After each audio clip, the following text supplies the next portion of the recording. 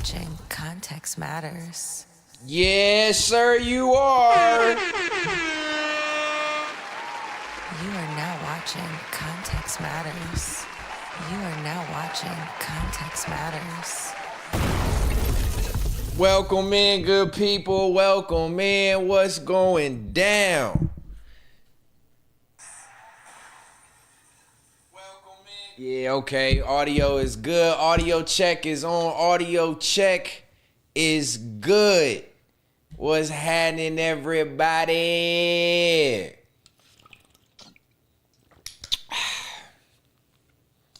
How we feeling, man? Everybody in the world out there. Audio is good. Picture looks crisp. Let's make sure. Audio is good. Picture looks crisp.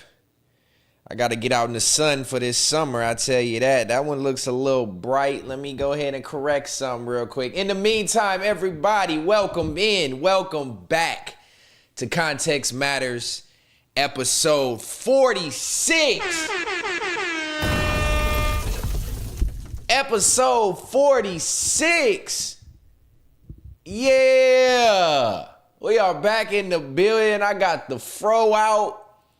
And I have missed y'all. Let me go ahead and correct something real quick. Let me just get my picture right. I feel like my brightness is a little too bright over here, man. Let's come down a little bit. You know what I mean? Yeah, that's a little better. Welcome in, everybody. Context Matters, episode 46. We are live. We are back in effect. Shout out to my tribe, everybody on the early check-in. You know what I mean? We're going to let this chat warm up. We're going to kick it tonight. You know what I mean? I feel like tonight is one of them nights. I'm feeling like Keem tonight, man. You know how Keem be like 30-minute quick spin, but then he end up being on for like 2 hours? I don't know. I think that might be my trajectory tonight. I don't know if I got 4 hours in me. I ain't going to lie. It's been a long week. But we going to do what we do until we do it. Y'all know I always say that. And I end up super long-winded. I end up finding something to talk about. But I'm coming in pretty much tonight with no topics. We just going to kick it. And that's part of the reason why I said tonight's just going to be one of them quick spin type nights. You know what I mean? All my tribe checking in. I see you, Alberto, B-Fly, Yellow Boy, my baby Miss Moneybags, Pronique. I see you, Blind to the BS, Frog Face, Mr. Hoops, 2026, Grind Time, Sion Baptiza, I.O. Yeah. All my good people tapping in bright and early, bright and live. I missed y'all, man. Why you missed so many days? That's a great point and a great way for me to start off this stream. We're going to get to that in a minute, but hold that thought. You know what I mean? I don't even really have no, super in-depth reason, you know what I mean, to keep it a bean. I feel like I took a week off, and it feels like I took off like 3 weeks. But it's only been a week, man. It's only been a week. I missed Context Matters last week. I missed Third Law last week. I kind of wanted to just, I don't know, man, for lack of better words, kind of recalibrate. You know what I mean? Recalibrate myself, recalibrate my YouTube. You know what I mean? And, also too, man, life kind of been lifing, you know what I mean? I think everybody out there, no matter how successful you feel, no matter how good you feel like things may be going, everybody has those times in which life kind of hits them, you know what I mean? Hits them peaks and valleys. And this past week's kind of been a valley, you know what I mean? Not going to get into it too much. Just a little stresses here and there, you know what I mean, that everybody goes through, life in that life. Shout out to the Wrench Gang for sure. King Out West, what's going down? That was in every comment section talking about Iceman. You must follow me on IG, so you seen when I was getting active on niggas. But yeah, man, B-Fly, like you just said, bro, sometimes you do got to reset and refresh, and that's kind of what it was. It was algorithm reasons, you know what I mean? One of my dogs been going through a little bit. That's kind of had me on edge. You know what I mean? Just figuring out some things. And I last week, I don't know what it was exactly. It was the reason why it happened. It seemed like, part of the reason was the NBA Finals game. I don't know which game that was. Game 1? Yeah, game 1 was Third Law Wednesday. And anybody out there that knows me knows I'm a huge basketball fan. Even when LeBron ain't playing, I like to watch basketball. I love basketball. And yeah, so the finals kicked off. And since the finals kicked off, they started at 7:30. I started at 8:15. I'm like, chances are there's going to be a lot of the homies that fuck with me in the chat that are going to be watching the finals game. And then I want to watch the finals game. So it was like a little tug of war. And I'm like, well, I already took off Sunday for Context Matters for a refresh. Let me just refresh the whole week. You know what I mean? Let me refresh the whole week. So that's what we did. And we going to start it up fresh, man. We got the Instagram starting fresh with the Context Matters flyer. We're going to post some clips from tonight's episode if we get some clip-worthy content. We're going to game it up this week. We're going to Third Law this week, and we're going to get back in the groove of things. But yeah, man, I just took a little time, a little reset, refresh. You know what I mean? It is needed. I know sometimes it will affect the YouTube performance or algorithm, but I'm keeping it a bean with y'all. The YouTube ain't been fucking with me lately. Not even YouTube, social media in general. And I talked about it last week on Context Matters when I'm like, hey, man, I don't know what it is. I don't think it's nothing that I'm doing, but the algorithm just don't be algorithming. You know what I'm saying? But I feel like a lot of people have been talking about that in this space. I feel like, well, we'll get to that in a minute. Shout out to the 25 people tapped in, man. We gonna let the chat warm up a little bit. We're gonna talk about, a couple little things. I don't have too many newsworthy style topics tonight. So if y'all got some shit that went on that y'all want to ask me about, you know what I mean? We'll get to it. We'll talk about it. But I don't have my list tonight. I figured, you know what? We're going to test my skills, my freestyle skills. We just going to wing it tonight. We're going to talk about whatever comes to mind. We ain't ducking and dodging shit. Rock, what's happening? What the fuck is a Third Law? You're going to find out on Wednesday, my boy. Frogface says, just please no more Drake BS. Tired of his ass. God damn. You tired of the ice, man? Dishonor's World, what's going down? What's going down? You still ain't get a notification? Yeah, I don't know, Tony. I don't know, bro. But for that reason, I even made a post on my post screen. And I specifically, just to let everybody know, look. I specifically made a post on my YouTube post screen. Context Matters episode 46 is live tonight at 8:15, 6:15 Pacific. I know the algorithm probably won't show y'all when I'm live. So I'm posting this here just in case y'all don't get notified. Come tap in for a quick check-in stream. And that's what we doing. You know what I mean? I don't know what it is or why it is. But that's part of the reason kind of why this episode 46 of Context Matters tonight. Just part of the reason why this stream is called Nothing Was the Same. That's part of the reason. We're going to get into that in a minute, man. We'll just run ads on YouTube, spend a hot little 50 to 100 and get in the algae. I don't know if you can. How do you run ads on YouTube? You can't. You got to all the CEO people, or excuse me, the SEO people that I spoke to pretty much saying you got to promote one specific video and then that video will run up views and likes and engagement and within hopes that it catches on to other people or it's good enough that it will garnish the attention of other people. I don't know, man. I don't know what it could be, but you got to make a dedicated channel to straight rugs and do it yourself shit. Nothing involved in this universe. Ooh, Mush, that's a good point. And to your point, I think I've been thinking about that. I've really been, and that goes into part of the reason why the stream's called Nothing Was the Same. Part of the reason why I took the week off. I've been really trying to figure out a way to try something new. We're about to introduce a cooking show. That'll be something new and different. Hopefully garnish a new audience with that. And then I've been seeing a lot of people say they create YouTube pages or Instagram pages or TikTok pages or whatever it is.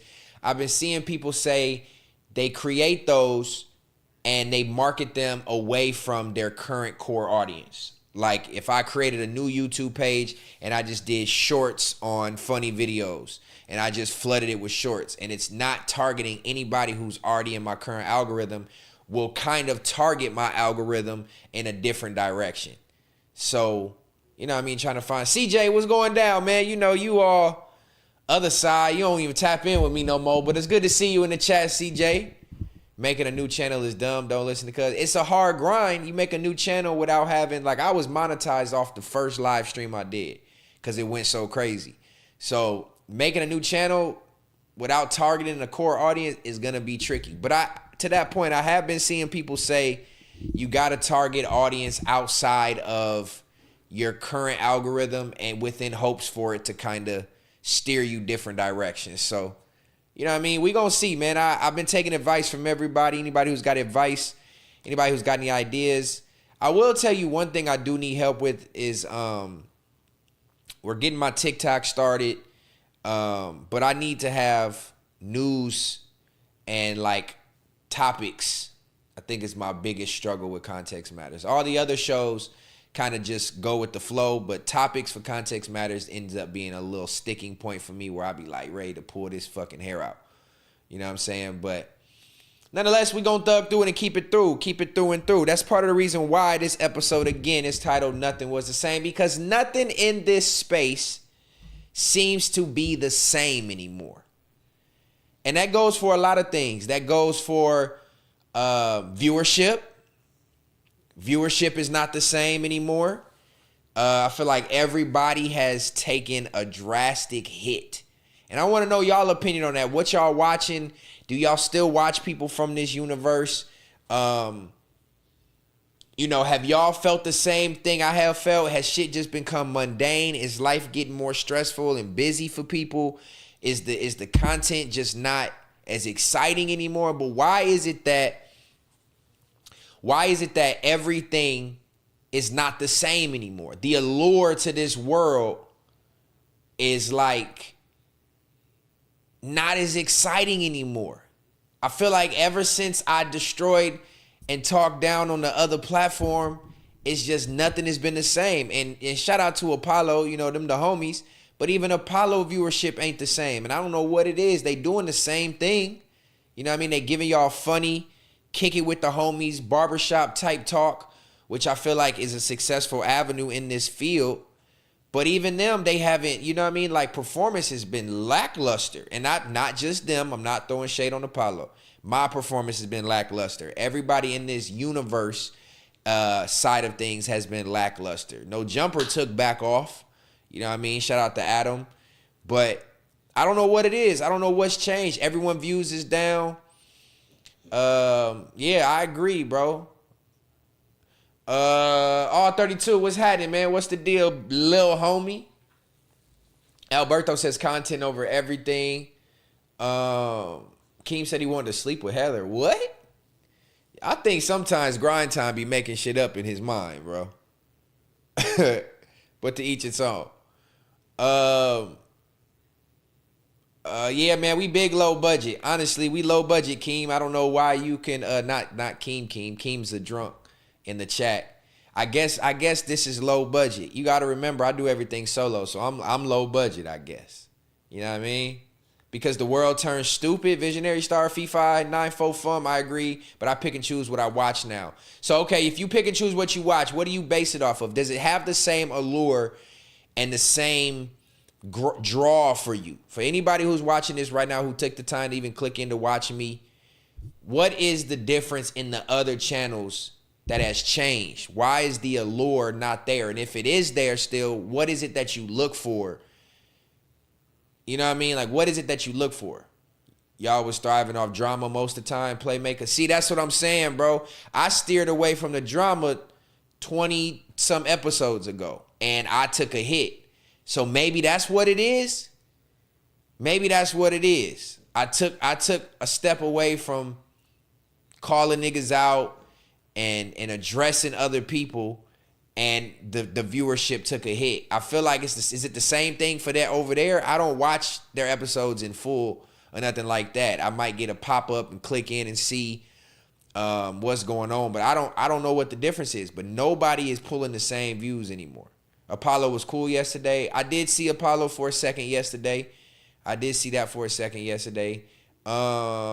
Everybody doing and talking about the same shit. I feel the same way, Mush. I feel the same way, bro. That's part of the reason why I wanted to take a different approach, bro. just because it started running its course, started getting dry. John be fucking the vibe up on Apollo for me. For real, I rock with John. I rock with John. People outside, it's summertime. Nah, I don't think that's too much it either. Blind to the BS. I feel like either the algorithm is not recommending videos for people anymore, and everybody obviously got their real life going on, so they don't memorize, Apollo's Tuesday, Saturday, back on figures Monday, Friday. You know what I mean? I don't think people are like, oh shit, it's Sunday night. I know Stet is live. Let me go check in. I think you gotta see it. You know what I'm saying? So I feel like a lot of people are not being notified that their shows are going live, or it's a case of being oversaturated. It gotta be a case of oversaturated. Honestly, I just want to see you work and teach us some of these side hustles and put us on. Jay Thang, I appreciate you checking in the chat, bro. I don't think I see your name in here too often, but I appreciate that advice, man. I'm actually finishing up one of my rugs. Seven said check the DMs. Okay. I'm honestly finishing up one of my rugs that I needed to do an art stream for, but honestly I didn't feel like moving the cameras all around, getting the high perspective and the close perspective, and then having to reset them up for Sunday. But maybe this week we'll do an art stream. But I appreciate that, bro. That's inspiring for me. Inspires me to want to do more creative things. I don't do a ton of creative shit outside of the art that I sell. I mean, I guess everything is kind of creative, even when it comes to like the streaming shit, but hopefully I'll find a way to dive into that niche, you know what I mean, a little bit more. Seven said check my DMs. All right, I'm going to check them in a second, Big Seven. Stop, boy. When there's hella shit going on, we can get on Discord. We might have to do that. What happened to call-ins? Oh, I got to reactive. I gotta get the call-ins together. I just didn't think people was going to call in, Seven. I gotta get the call-in together, because my Google Voice number gonna fuck around and expire at the end of the month. So I gotta bring the call-ins back. But we know when y'all live, we tap in. Fair to say. Uppercut Labs, Bronner and Dean taking over. Okay, and that's another thing too. Is that what's changing? I mean, IRL streams have been already kind of popular, 2-3 years ago when all this kind of kicked off in this space. So I can see, but is IRL, wild, crazy IRL shit, is that's what people rather watch now? I don't know, man. Y'all got to let me know. But I do fuck with watching some people. I've been watching more streamers lately. I don't really watch the full streams, but I watch their clips. You know what I mean? Yeah. Follow the Twitch. FMW stopped being like a brotherhood, so it turned me off. Man, I told y'all when I left what was going to happen. I called it. I said it. Y'all can run the tape back. I said the demise was coming. Now, I'm not going to dwell on that and rejoice and jump for joy about it, but I told niggas what was going to happen when I left. When I left and you seen the way shit unfolded with me, you got to see niggas' true colors, and it just put a stain on everything. And then, of course, I packed Pun bitch ass up and got him up out of there. And ever since then, nothing was the same. Context matters. Nothing was the same. We need the IRL drunk stat stream. I gotta do the IRL. The only thing is, I just don't want my girl to be the one to hold the camera. You know what I'm saying? Like, I don't want my girl to be the one that when we go out, she's the one that holds the camera for me for the IRL streams. Maybe I might have to tap in with my boy CJ. He out here in Houston. Maybe CJ will pull up on me. I can give him a little chili, and he can come out, do the camera thing for me, and let's see if we can get some shit cracking in the Houston streets. But IRL could be what's changing. IRL could be what's really changing the game for YouTube. You know what I mean? Mush said people just want to be parasocial. That could be true too. Seven says, love the reactions you do. They be fired. Thank you, Seven. I've been trying to get my clips going.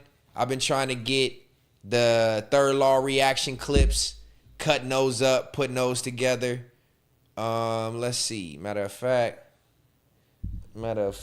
let's see what happened. I think my son about to join me, y'all. Let's see. And then too, like I lose followers, gain followers. Lose followers, gain followers. I don't know what's causing that to happen. But yeah, man, Metanoia Media Network on Instagram. Y'all can see over here. I've been posting more clips. At least 2 clips from every live stream I do. So I need y'all to make sure y'all tap in. This is where a lot of the content is gonna be at over here. Make sure y'all are tapping in. As y'all can see, it looks good. It's appealing to the eye. It's bright. It's vibrant. I need y'all to tap in with Metanoia Media Network on Instagram. If you're not following this, please go follow this. I sure would appreciate you. Let's see. What else is in the chat? Go watch the Vlad clip where he interviews the black Latin dude about business. What's that got to do with it? Once the Ace Boys split up, shit got weird. 448 TV. I wonder why that happened. Because everybody's seen Pussy Pocket's true colors, man, and how much of a bitch he is. And all that shit fell off. Nigga fell off the face of the earth. Stet did say that the demise would be televised. I for sure said it. I don't blame Rios. Fuck pun. Get the weak ass aces out the chat. Puns fall off. Gotta be studied. Oh, that's funny. Y'all going crazy in here. Clips are what you need. I gotta do the clips. You're right, but I also gotta. I feel like when I'm cutting my own clips, I'm overcritical of what I think the people would want to see. And I'm also very long-winded. So a lot of times when I'm cutting clips, I see it for what it is in its full value and not short-form content. Short-form content is the new wave. I think that is another reason why nothing was the same. Because short-form content, people don't have the attention span to click into a live stream and watch for 3 hours. Right? Everybody has life going on. Everybody wants to swipe away, go back to Instagram, swipe away, go to Twitter, TikTok, swipe away, deal with their kids, swipe away, get on the phone, swipe away, and they leave the live stream and it doesn't have as much stay power. They miss what's going on, the chat dies off.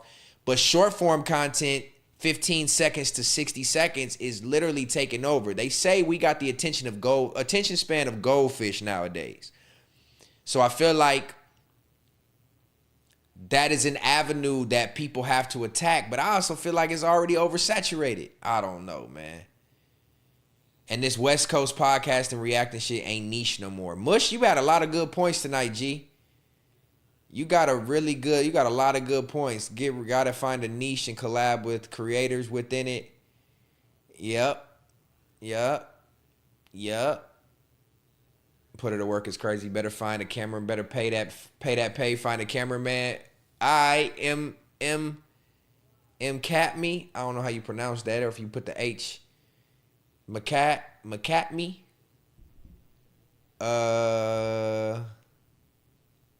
Better watch out, man. I'll put that nigga on his pockets. Fat sloppy bastard.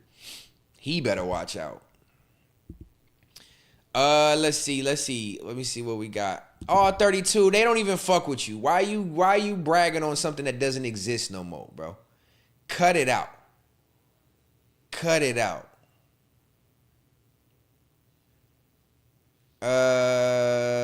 Once y'all start making shit members only, numbers get low. I haven't done no members only shit. I don't feel like, see, that's the thing, bro. I'm not getting greedy and I'm not getting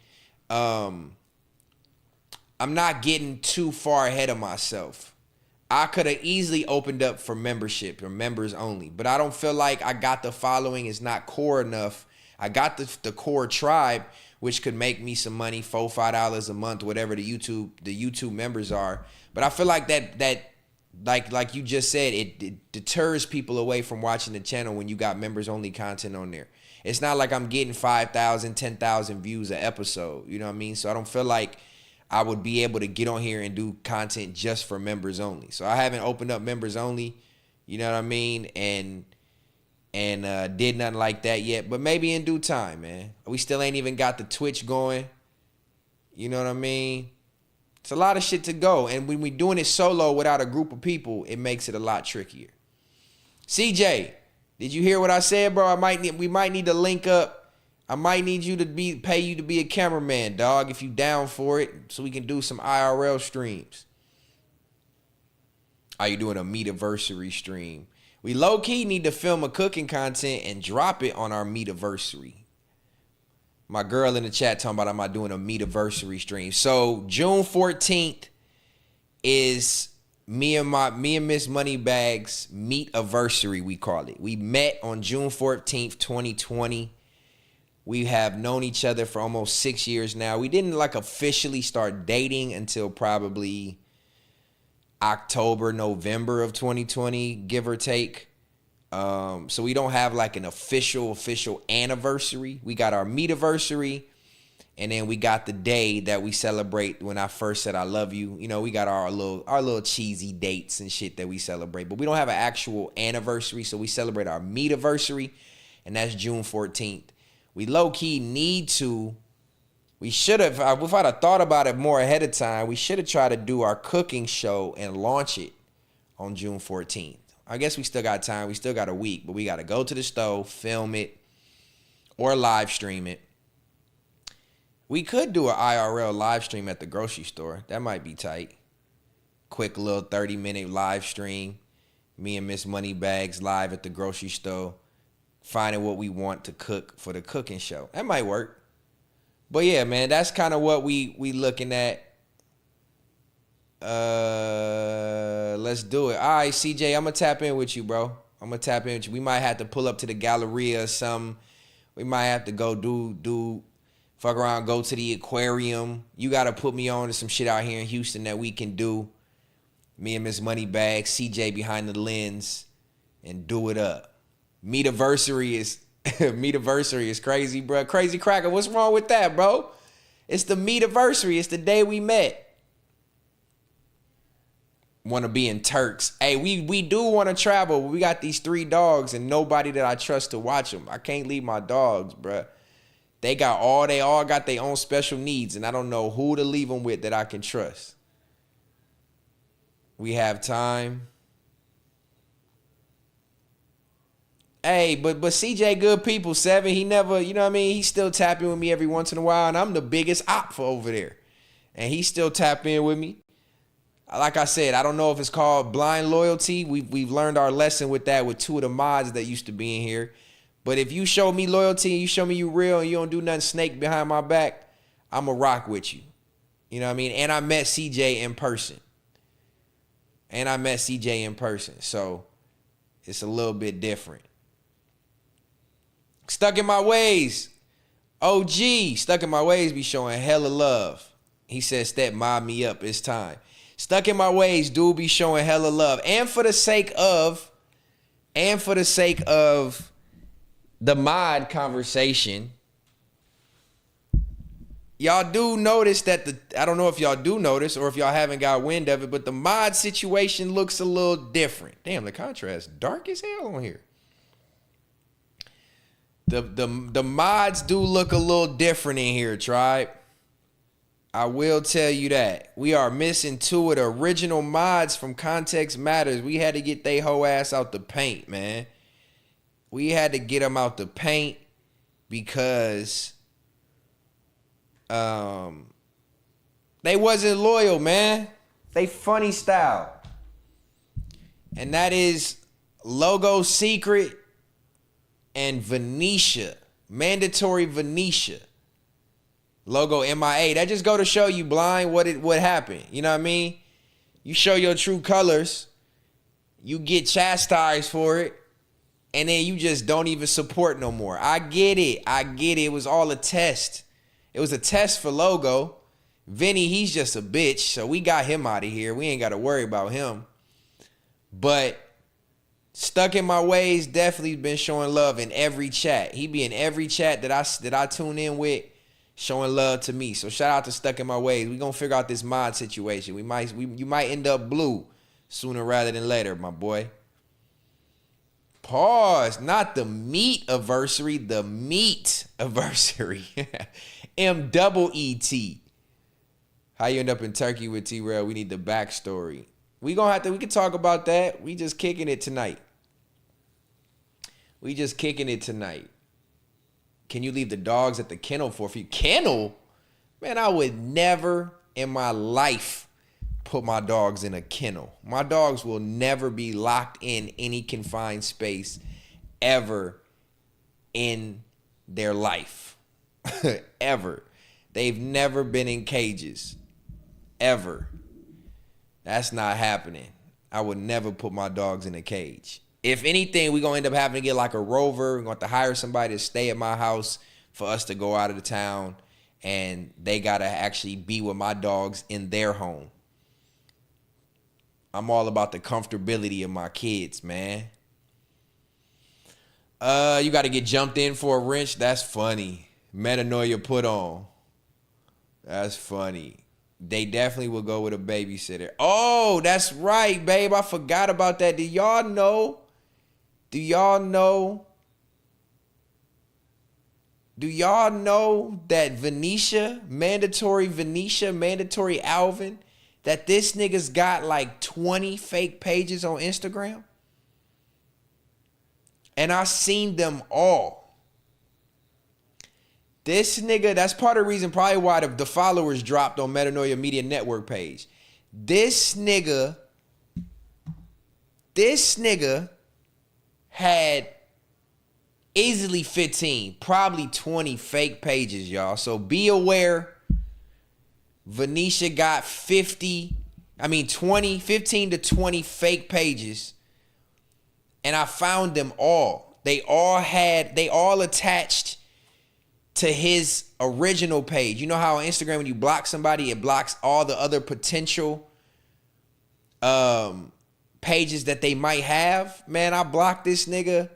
My girl blocked him, and then we went through the following, bro. There was so many fake pages that was attached to Vinny. It was crazy, dog. It's crazy. Crazy to me. I definitely got the screech hair out today. I didn't feel like pulling my hat all the way down. I had to show that my hairline is still solid. You know what I mean? I still got this, no spray, no Beijing. I ain't even had a haircut in like 3 months. I had to show off that I still got a permanent, solid hairline. Shout out to Turkey. We at the Bulgari in Turkey, and we ain't coming for no big teeth. Vinny was always a weirdo. Definitely a weirdo. Dudes be having too much free time. Yeah, it was crazy, bro. Pulled the blick on live arguing with somebody he did. Yo, what's happening? He was going crazy. Yeah, that nigga's a goofball. Damn, that's why you have to block his page and every page. It's supposed to have blocked them all. It's supposed to have blocked them all, 7, but it was at least 15 or 20 of them. I ain't even gonna hold you. Everybody else with the Turkey shit pushed back now. Yeah, Mush, my shit's still solid. You see that? Listen, let me tell y'all something about this hairline real quick, since we on a kick it stream, right? I've been growing my hair for 4 months. Wow, I know it looks crazy, right? But it's okay. I'm showing y'all the truth. I'm showing y'all the real. This hairline hasn't been edged up in 2.5 years. I'm just saying, we don't have no spray in this. You know what I'm saying? We don't got no spray in here. I have not put a clipper or a razor across this edge up in probably 3 years. You know what I mean? The BBL hairline. You know what I mean? The hairline BBL is solid for me. Hairline immaculate, Torizi. Listen. I've been growing my hair. The only thing I do myself is I trim up my beard and shit, right? I do all this myself. I don't go to barbers for this. I don't trust niggas nasty clippers all over my face. So I trim my own beard and facial hair up. And I trim my C-cups. I do my C-cups myself right here. This is all I do. I haven't put a clipper or a razor on any of this in 3 years, gang. Not one time. Not one time. But what did affect me a little bit, my hairline, is when I had braids. When I had braids, it kind of made my hair fall out a little bit more because it was pulling on my shit like crazy. But yeah, that's a solid hairline. You know what I'm saying? That's a solid hairline. Shout out to Turkey, my doctor. I don't know what happened with your boy. Your boy over there got the Beijing. Your boy got the Beijing spray. You know what I mean? Clippers on his shit. I ain't got no clippers on my edge up. Listen. This is natural, y'all. I've always had a big forehead, so don't judge the forehead size. But this natural. It's all my hair. This all came from the back of my head, put it in the front. You know what I'm saying? And did it up.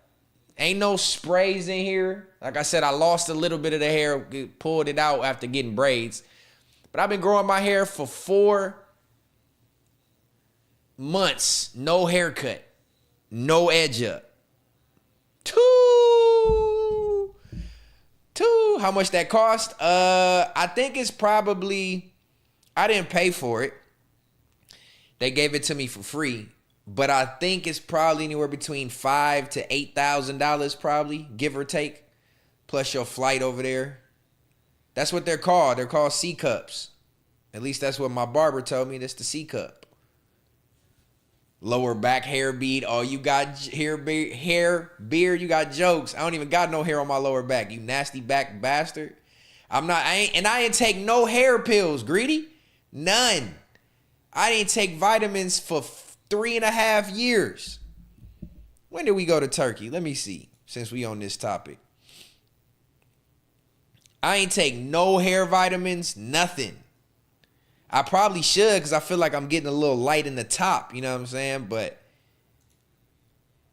yeah, none of that. No supplements, nothing. I lost my hair at 16. Oh, nigga, what the hell you got going on?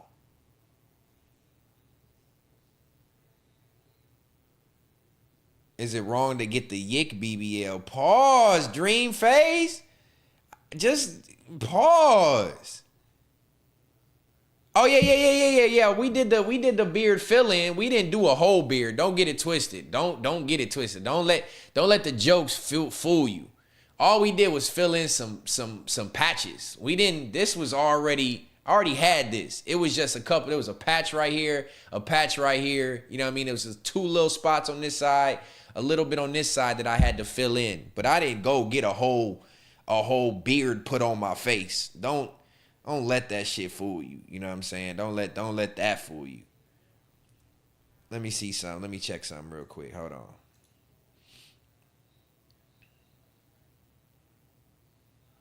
He said, well, somebody said, what am I drinking? What you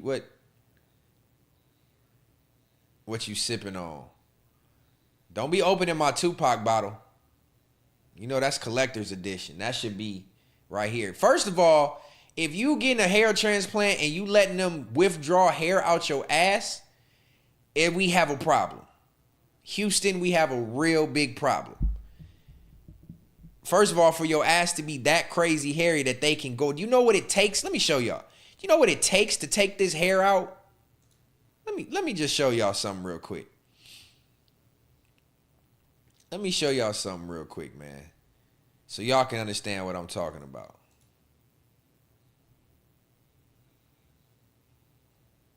BBL Drizzy. BBL Drizzy. June 2022 is when I uploaded the video, my hair transplant process. But it's going to be... Ooh, nigga look cold. Then we got the update videos too. We're on our... Oh, Miss Moneybags with the cameo. Ooh. Miss Moneybags with the cameo. We on the way. Where are we headed to? Turkey. And why are we going to Turkey? To mind my business. Y'all can see I already had a beard. No, we going to Turkey. You know, Miss Moneybags, they probably ain't seen you in a long time. They gonna see you tonight. Okay, we're on our way. We on the way. Where are we headed to? Turkey. And Y'all why see are I we already going had a beard on the way to Turkey. to Turkey? To mind So my business. let's not get fooled. We doing it way different. No, we want turkey. I already had a beard. It was just a couple patchy spots. Oh, they gonna fuck around and clip me for this audio. Hold on. Look, I already had a beard, tribe. Listen. This is what I'm trying to tell y'all. This is what I'm trying to tell you. Everybody run with these jokes like I just went and got a fucking snap-on beard or something. We didn't get no snap-on beard. I already had the beard. Listen, this is on the way to Turkey. This is on the way. I already had it. All I did was make sure we didn't get no patches. That's all I did. Yet everybody want to have jokes. You know what I'm saying? Get your jokes off.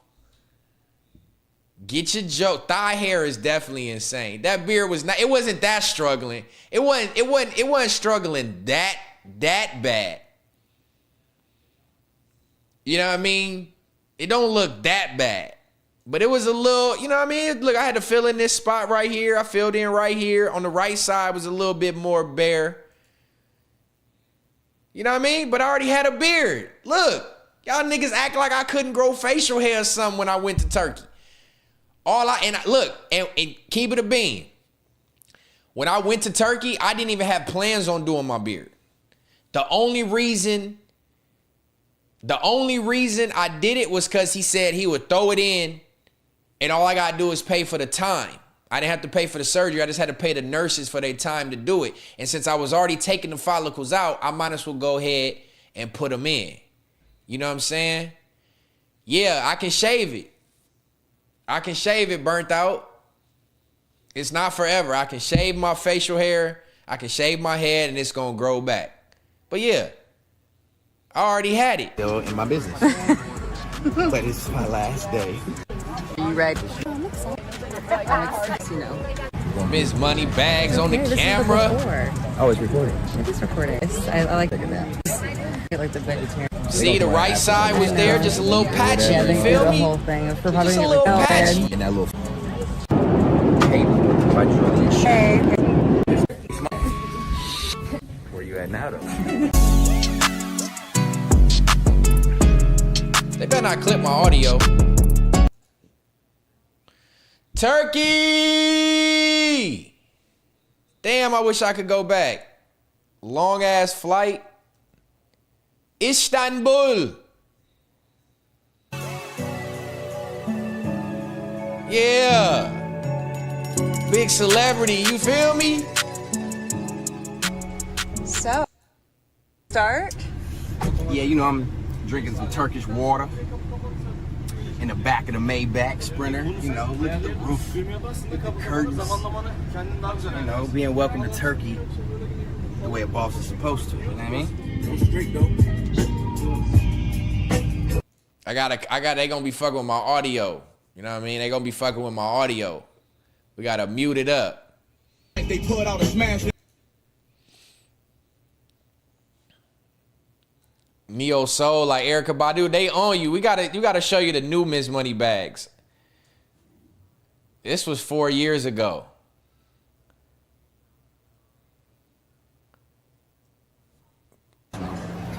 I'm a juice head, so I always try the juices that I don't know what they are, because they don't ever have all the Damn, this was a 40-minute video, y'all. Crazy Enough is made by the Coca-Cola company, but it's called Cappy.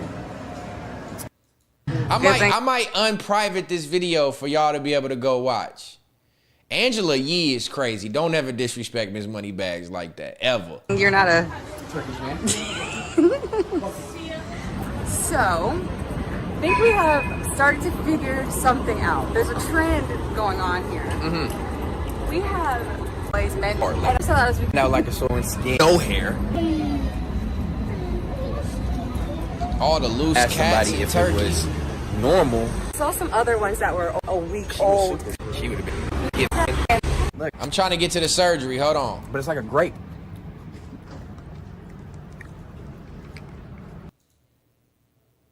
I'm trying to get to the surgery. Oh, It's hard. I bit into the seed. It's like sour. It's like a green cherry. green cherry or grape. Oh my God. We gonna come back and buy everything. Oh yeah. Real bananas. I heard real bananas taste better than the bananas in America, so maybe I should try banana not at home. Yes, that is correct. Yeah,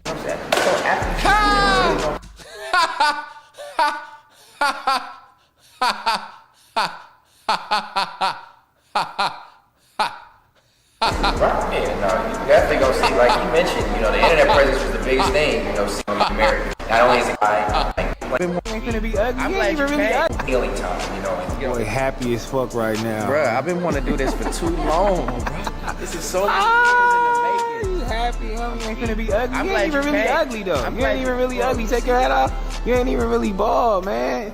You bullshitting. No, I'm not pulling it back. I ain't pulling it back. I'm pulling Pull it it now. back. Oh, she a hater. She said pull it back. I'm Oh, gonna pull it back. pause. You know what? We showing the world. Yeah. I ain't scared. You know what I'm saying? I'm 34.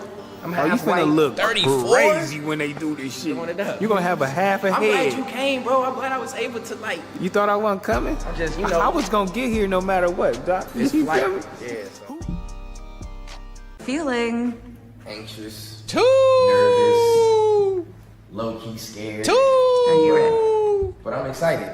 Yes. I think that's the most important Yeah, part. yeah, I had a colic. I had a colic on my other side. Look, y'all gonna Change see. something I've been wanting to change. Right there. On my right side, look, this the difference. On my right side, look how crisp that is now. But I had a spot called a colic. It's where the hair grows a different direction. Right here on the front. A lot of mixed kids have it. I don't know what it is, but a lot of mixed kids have a colic. And it just grew a different direction. That hair right there was growing backwards. And 34 half white. And so I was bad right there. But we back in the flesh like I never left. But honestly, my hair was like that my whole life, even as a kid. I can show y'all pictures as a kid where my shit was running away from my eyebrows too. Changed for a long time, so I'm pretty excited Look. to. Damn, that's crazy. My shit really used to be like this, tribe. That's crazy. Now look at your boy. Now look at your boy. Two. Now look at your boy. Look what that turkey did to me. This all natural. Ain't no Beijing in this motherfucker. Ain't no edge up on this motherfucker. Two. That's a big difference, right? Damn. He said that's a lace front. Nigga got a head full of eyelashes. Y'all got jokes. Embark on this journey with the whole new shebang, you know, the before and then the after. I look okay now, but after this shit, Look is like a shaved whole off, different bloody human. and wrapped up. I'm gonna show you Damn. what it look like, so. I Wish was me out luck. of pocket. I was out of pocket, tried. Pray for me. Starting.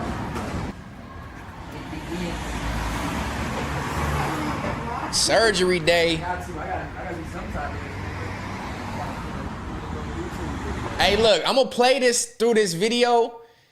We not gonna talk about the people that I was with. I could care less.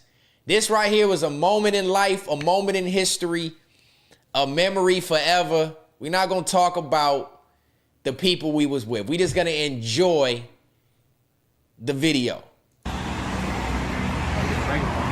We didn't make it inside, so y'all come on, man. Follow us. Let's do it. How do you feel, Stetsen? I'm excited and Scared? nervous. That's crazy. No. It just go to, I will say, it just go to show you, you gotta watch the people you call your friends, because when shit start moving a different direction, niggas get to acting like shit wasn't what it was, and you know what I mean? Like, you just gotta be, you know what I mean? Like, let's keep it a bean. You ready? Some good. Oh man. We're here. This is the place. Yeah, it is. This is the place you've been seeing. Not us being videographers. And look, by the way, we not going down memory lane on these niggas. We going down memory lane on my trip, and it's just a part of it. Hey, Crazy Cracker, you might really have a point right there. That's really might have where shit kind of started, bro.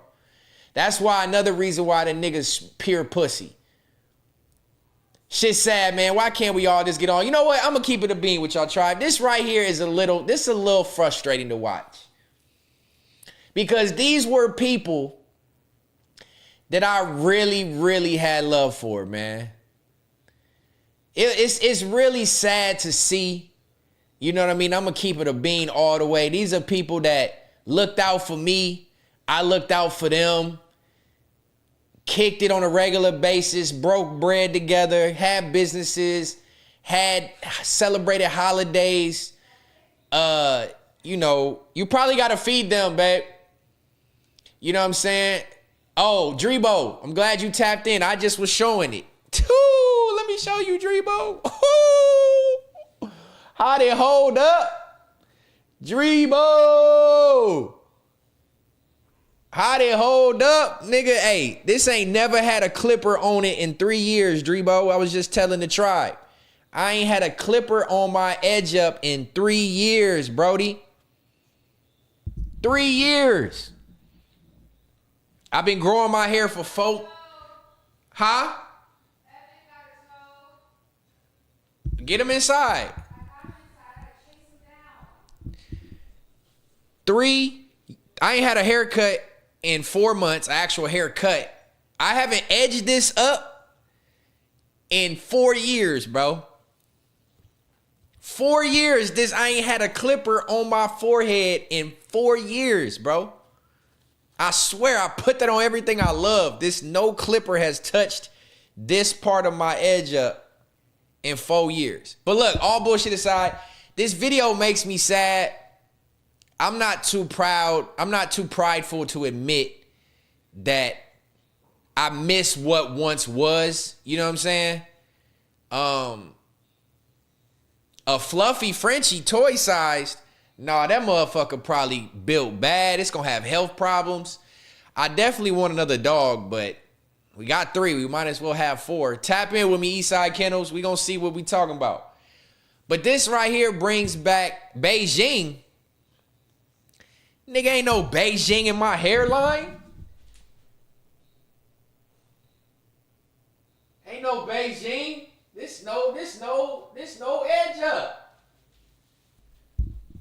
I don't do the Beijing. I ain't never had Beijing in my head ever in my life. Nigga. Beijing. We ain't like the other nigga. But look, all bullshit aside, let's try to stay on topic. This video, it's kind of like, it hurts to watch, bro. It hurts to watch just because of how much history niggas really got together. So when I see this, seeing how cool niggas was, to then see how people really started acting, it's a little depressing to me, tribe. It's a little depressing to me to watch this. I ain't even gonna lie to y'all, because nobody wants to lose what they thought was their friends. You know what I'm saying? So to watch this is kind of like, it's a little depressing. It's a little sad. But we're not watching it for that reason. But I just wanted to keep it a bean with y'all because I'm not no fake nigga. I'm the most transparent person out there in this YouTube space. I'm going to let y'all in the ins and outs of everything. And I just want to keep it 100 with y'all. This is hard for me to watch, knowing that I've known these people for so long and they flipped a switch on me and turned their back on me and started down talking me and shit talking me and telling me I wasn't shit and I was never really friends. And I don't know if they was doing that for the camera, but nobody went back and apologized and reached out to me. You know what I'm saying? And it is unfortunate. It's super unfortunate because you never want to lose people that you thought was that close to you and were actually like a present figures in my life when I lived in LA. So this is tough to watch, but that's not why we watching it. I just want to keep it a bean. You know what I mean? All right, so retro. It's official. Super real one, bro. Finally here right now with the doctor, man. Finna see what's going on. I look icy. See how many Appreciate you, grafts Toreezy. we really need. Finna do the measurements on us. Yeah. Going through Good right now, the hairlines. paperwork. I don't do nothing. I'm saying I just want my hair. I said I just want some extra hair. My boy Dr. Connor's gonna do it up for us. I got good angles. Be gentle. Tell her be gentle. No, I don't know why just the needle for blood is what scares me. I just feel like not the Who that hairline was running away from a nigga. blood part, but like watching her move the needle around to find her blood is what made me nauseous. This is cool. I don't feel this. Just the initial pinch. Oh, you have to wait because you can't go on too much work. You have to fill up a bucket of water and just pour it into that crack if you wanted to. Get blood from it. They was looking Arabian. Because the hose like it's That's the camera there looking at them follicles. like, I have a tool and all that. So This is normal. This is cool. Hell yeah, that shit hurt, nigga. Hell yeah. Well, not the actual surgery. The shit that hurt for real was the numbing shots. Hey, look, I ain't gonna lie, man. This shit sucks to watch sometimes. I don't want to be. So you have 2 and 3s. It's also good. it's good. Yeah, it's very nice. Ooh, so it's gonna be nice and full. Yeah, It is. that's gonna look good. I mean, if I didn't have all these damn muscles in my head, I could come up a little further. But yeah, I think this is natural more. I'm glad I'm doing this with Tito. I'm glad I'm not doing this alone. Damn. I can't believe I just said that. Y'all hear what I just said? I'm glad I'm doing this with Tito. I'm glad I'm not doing this alone. Yeah, for sure. Better And I'm glad y'all. Yeah, you guys are going to do it together. That's great. I'm sure he's happy you're doing it with him too. He just won't say. That's crazy to hear that shit, bro. That shit is crazy. And you see the turn that shit took? He's doing it with him too. He just won't say.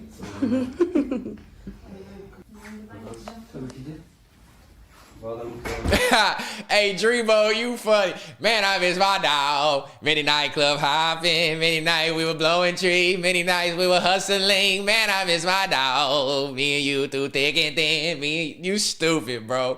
That's funny. Didn't get it. Didn't get it. Hey, who said I look like a Somalian daycare provider? Ayo, I'ma slap fire from you. If I ever meet you, you got a whole 5 fingers to the face coming, bro. That is out of pocket and low-key hilarious. That's fucking funny, bruh. I'm just not laughing because I'm low-key mad that shit is like kind of accurate. Before I got that hairline, whoo. And Miss Moneybags, you don't be laughing because you was already in love with me at this point. Hairline and all. So mind your business. Oh, look at niggas' hairlines. This is on my page, but it's private. Oh yeah, that's perfect.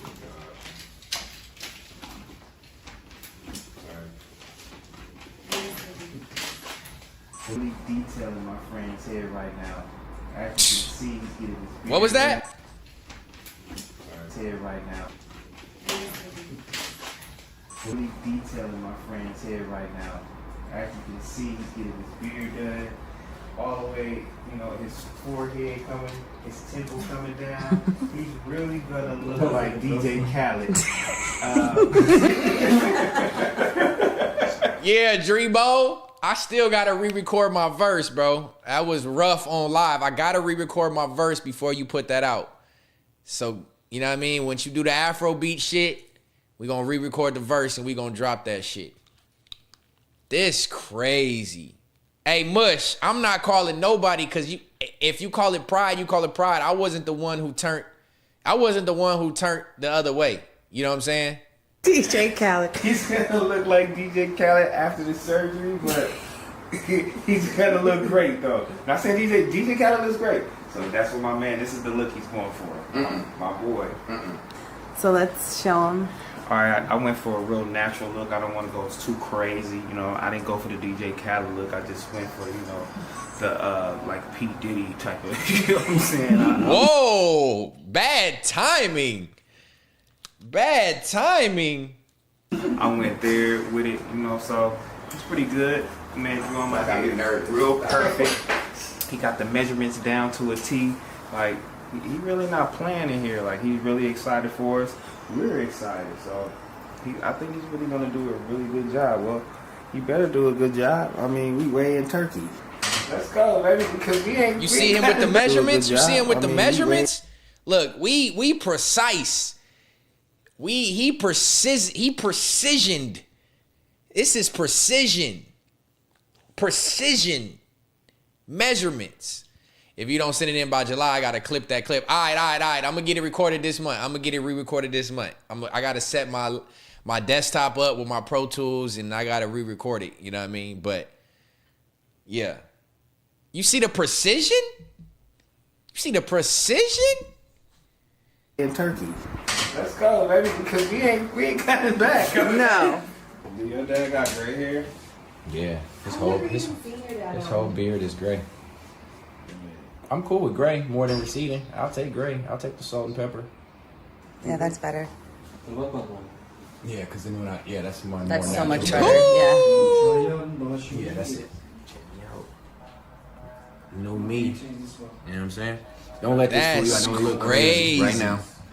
It's not gonna look like this. He just had a map out where he's filling in. You know what I'm saying? I ain't finna put a whole DJ Khaled, Drake, Beijing style beard here, right? This is just gonna be filling. You know what I'm saying? Just this side already cool. We just gonna fill it in, make sure it's nice and thick. You know, from under here. From here, I might as well do it, right? YOLO. Yeah, big budget. This one's your room? Alrighty. This is before the pain, but the pain was that pain was crazy. I gotta mute the audio because I don't know what they gonna clip me for. The pain to numb you up though, oh my God. Definitely some good days, Trayvon. Definitely some good days, man. Oh, here come the shave. The shave. How you feeling? I feel great. I'm excited. Everybody's treating me well. Everybody's nice. I'm happy. You know what I mean? I'm ready to make it happen. Look at T. I'm about to be bald.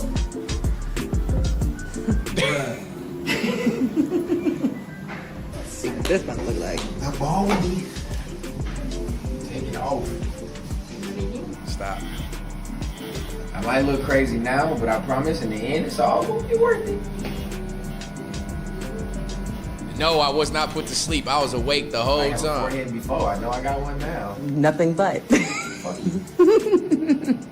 Hey, I look fresh with the fresh shaved head though. I ain't gonna lie. I was clean with the shave joint.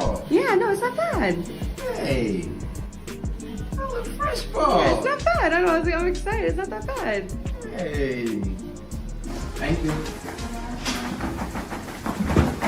Okay, can I see can you look at, you ready to do this? You look pretty good, actually.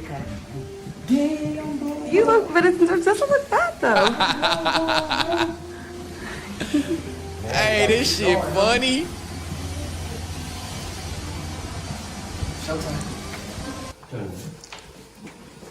Oh, that pain was crazy. I look Chris Ball. If I ever gotta go bald, babe, just know you finna have a fly, handsome young man. You know what I mean?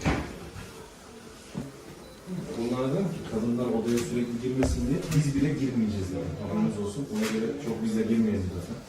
Peanut head ass. A little nervous. After they numbed it, you didn't feel nothing, You ready to do Superman. this?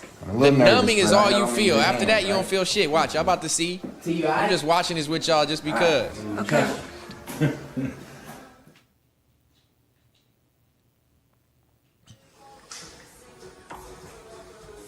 Ooh, this shit bringing back memories. Nervous, eh? I know. Look, you hear me say, it hurts, babe. It hurts. That shit hurt. He said, how much this cost? I'm trying to save up. I don't know what it costs nowadays. This was 4 years ago. But this gonna cost you anywhere between it's probably gonna cost you around like $7,000, 7 to 10,000 in that pocket. It all depends on how many grafts you got to take out the back and put in the top. But this shit hurt. Just breathe. You'll be fine. It's going to be all good. I had to stop the numbing shots. You'll be all good. Just breathe, babe. Ooh, that shit hurts so fucking bad.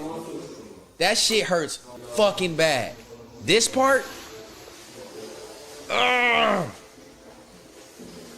That shit bringing back memories. I was sweating my ass off laying there.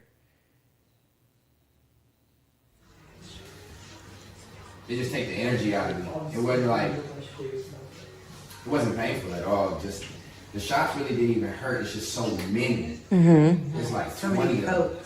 Yeah, it's just 20. It's just the consistent poke started making me feel like queasy. That's when we had the diaper on the back of the head. But it wasn't like painful. No, it's not gonna be No, too no, no, bad. no. His face is like small. Oh, y'all got jokes in the chat. Ooh, this numbing? Numbing? Numbing? Oh, yes, yes, yes. Less pain in the face. The numbing cream. Baby, get a picture of my graphs over there in the corner. Trigger warning. Y'all ready to see what it looked like?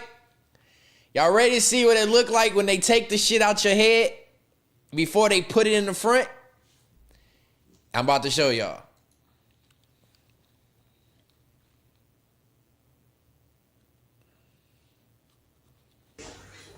Oh, shit. It look crazy? Yes. All right, so look. These are pads. This is not strips of my head. These are not strips of my head. These are like gauze. These are white gauze pads, right? All these little things on here are individual follicles. They drilled the follicle out of my head, right? They drilled the follicle. It looked like a little like mealworm or something. It's just a little follicle. I'm gonna see if she got closer. Hold on. Y'all over there tripping. Oh, that shit look crazy. So they use a little tiny little drill and they zzz, and they drill a follicle out of your head with the skin around it. The skin around the hair. Zzz, they drill it out. Right? And then they lay each individual one on this gauze. And that's blood. What they do is they got to keep them wet. So that's not blood. It's blood, but this isn't all pure blood. This is blood like with water. They got to keep spraying water on them to keep the follicles moist. So that's like bloody water. Shit look like kimchi. Niggas ain't gonna eat none of that shit next time. So these are all little follicles that they took out. They took out, I don't remember how many I did, 2,500? There's probably 2,500 little follicles laid on all this gauze. That's crazy. Showtime. Ooh. I don't know if this is insertion or what she about to do right here. Oh. Oh. I was bleeding a lot, gang. Vegan ribeye. Oh, this is him. Okay, so what y'all just saw was them after they took out the follicles out the back of my head. Now you about to see him poke holes all in my top of my fucking head, bro. He about to poke holes all through the top of my head.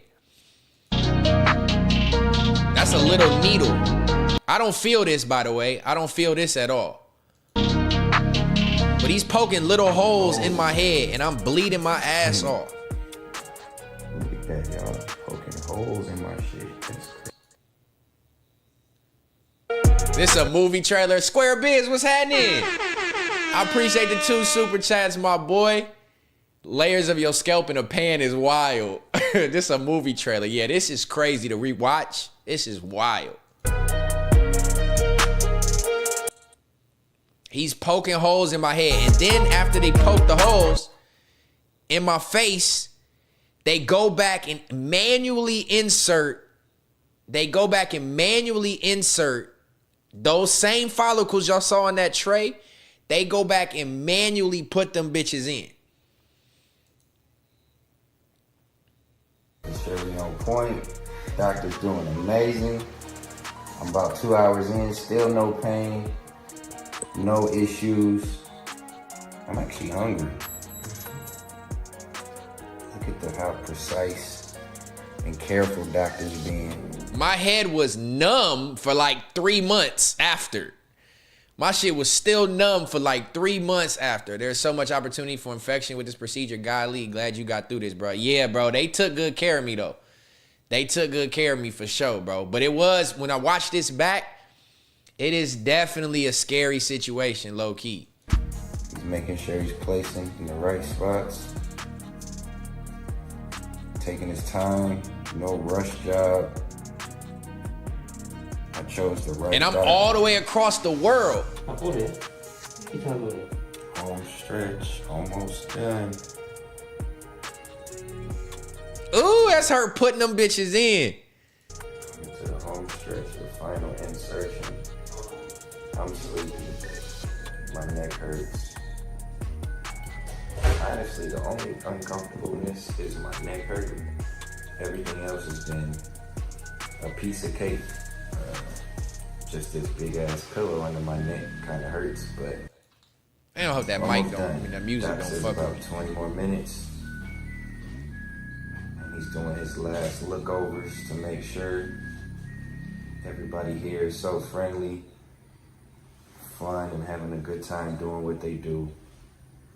Doctor came in. Man, meathead. Look at the back of my head. That bitch look meaty as fuck, boy. Amazing.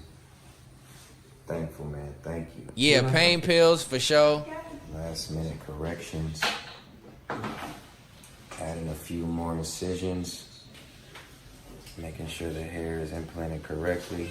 Ooh, that shit looks sick. Man, that looks crazy, y'all. Oh, that shit look crazy. The doctor told me that I can't smile for 3 days, y'all. Nah, no 3 Xanax, days, no perks. I'm not supposed to smile. How the hell is that possible?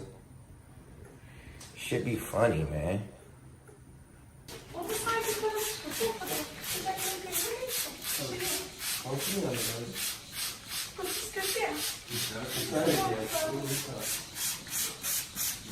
This was my idea, gang. I have had this idea for like 2 years before we even found it, make it happen, and we made it happen. Man, I really did it, y'all.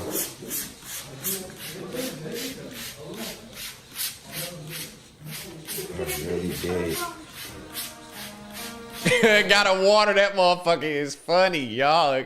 Y'all some assholes, bruh. Oh yeah, that was for sure my most. That was my pretty much my only insecurity was my hairline, for sure.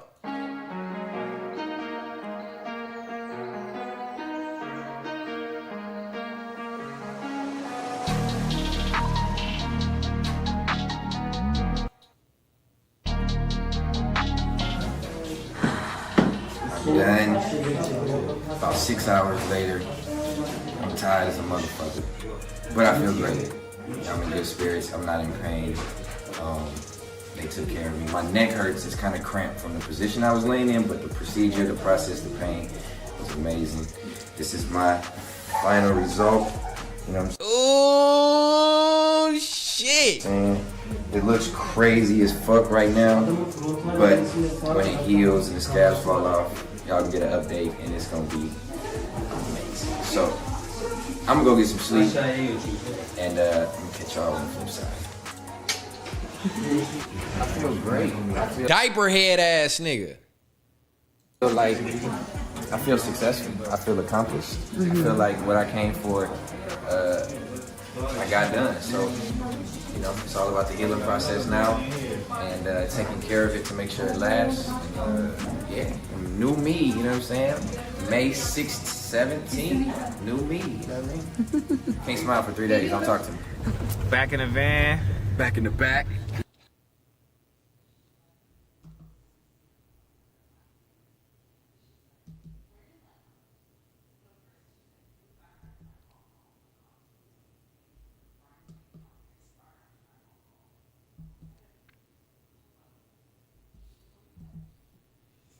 I'm saying? Yeah. Man, T, we in the back of the back. Yeah, it's going down out here, bro. What you mean? 5-star treatment in Turkey. Shout out to Big Amir. Maybach.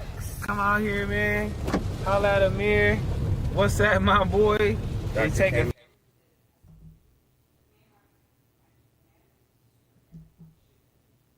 Yeah, take a few seconds, man. Gonna hook you up, tell you about the procedure. And this is a wonderful experience. Life changing. Life changing, man. Yeah, life changing. Like I Y'all said. gonna look 21 years old again. I mean, I already look 21, but I mean, but look, you know, like I said, call me no cap. no cap. Call me no cap, man. But Wow.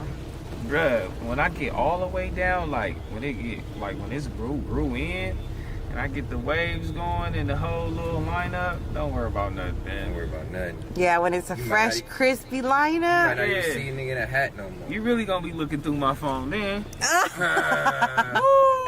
Look through it, baby, and you know what I'm saying? Catch them DMs, they finna come. Is that right? You cut. I'm out here with my head out. Damn. That's like day 2. Let's see. Looking crazy. All the way out. In these Turkish streets. Beat, motherfucker. 2-2. Hey. You know what I mean? Big bandy. The cut. You know what I mean? But we out in these Turkish streets. Thugging just like this. You know what I'm saying? Big bandage and all. I'm still fly though. The shades just set it off. The shades make the whole head look. I look like a Mexican gang member.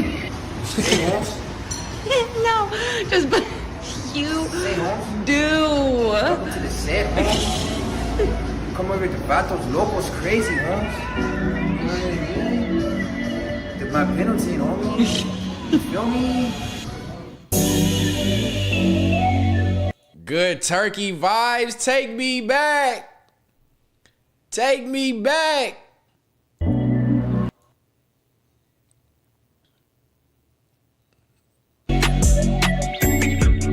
Damn, we was out there doing it up.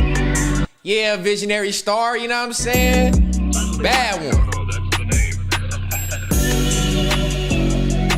Dressed down, no makeup. Bad You one. know, I'm trying to do my deed. No matter where I go, I try to get back to the people of the country I'm at. So, you know, I see this family over here that wants some food, so I'm gonna make sure they right.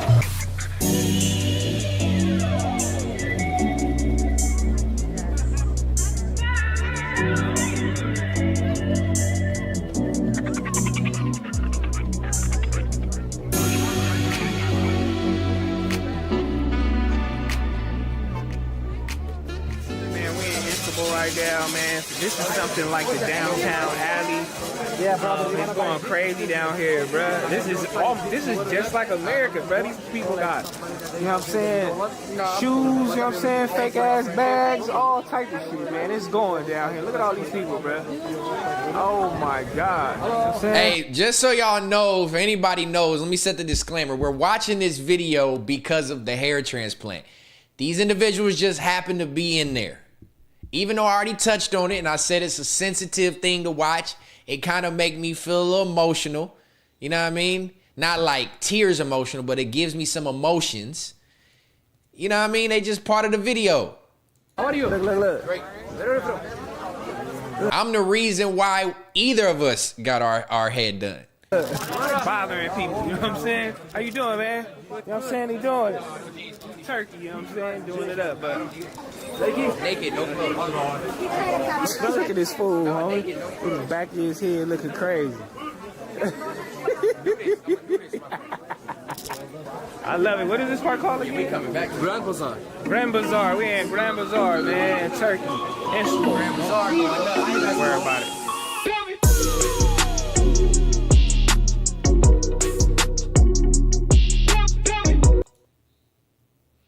With or without the hairline augmentation, would you have loved him any lesser? She was in love the first week she met me. So don't let her start getting in this chat capping, Torizi. Don't let her get in here start capping.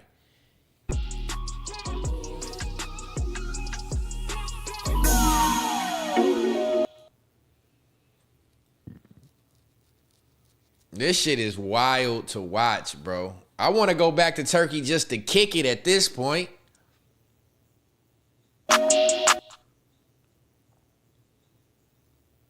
the trendiness of bossy shit has been happening out here. So this one I mean, is the bandage and all, scars and all. From that seat, from But that you know, you can see this you view. connect directly to the Black Sea.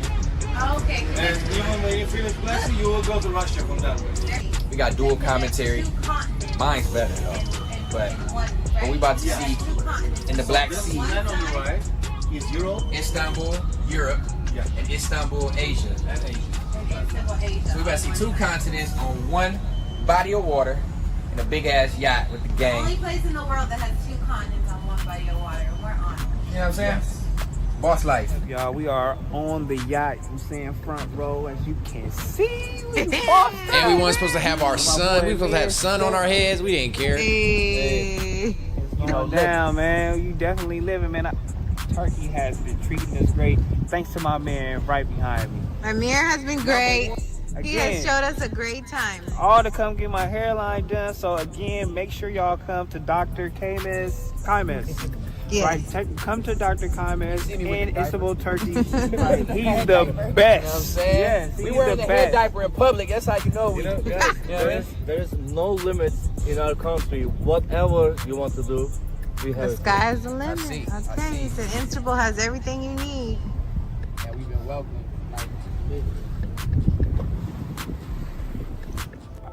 We're gonna turn the music back on, y'all. We out of here. Running up the back end, I know you be thinking I be capping, but Oh, that blast song is me and my girl memories, bro. This trip got so many memories.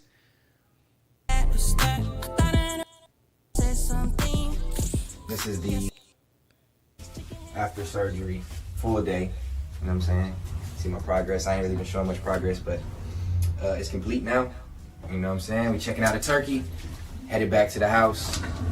Procedure was amazing. My head swole as fuck. Everything I thought it would be, and I'm excited for what the future holds. You know, stay tuned. Back, final day at the doctor's office to remove this. You see, I'm already falling off, but last little wash, last little check to make sure that everything looked good before we head back to the States. I feel confident. I feel like they're gonna be confident. T back there, he already got his bandage up. But yeah, it's done. It's over with. It's changed. Life has changed. New hairline. All right, so as you can see, I probably look a Ooh, little that better nigga look crisp. Look at that shit. a few minutes ago. Donor region probably looks crazy, but this is just after first wash, so the process is going to be a long one to recovery, but doctor says I'm looking great. He's very excited about it, and yeah, we done. Let me get a Checking close up. out. We checking out. Don't move. That back region look crazy. These are all the little holes they drilled out of my head, bruh. Damn.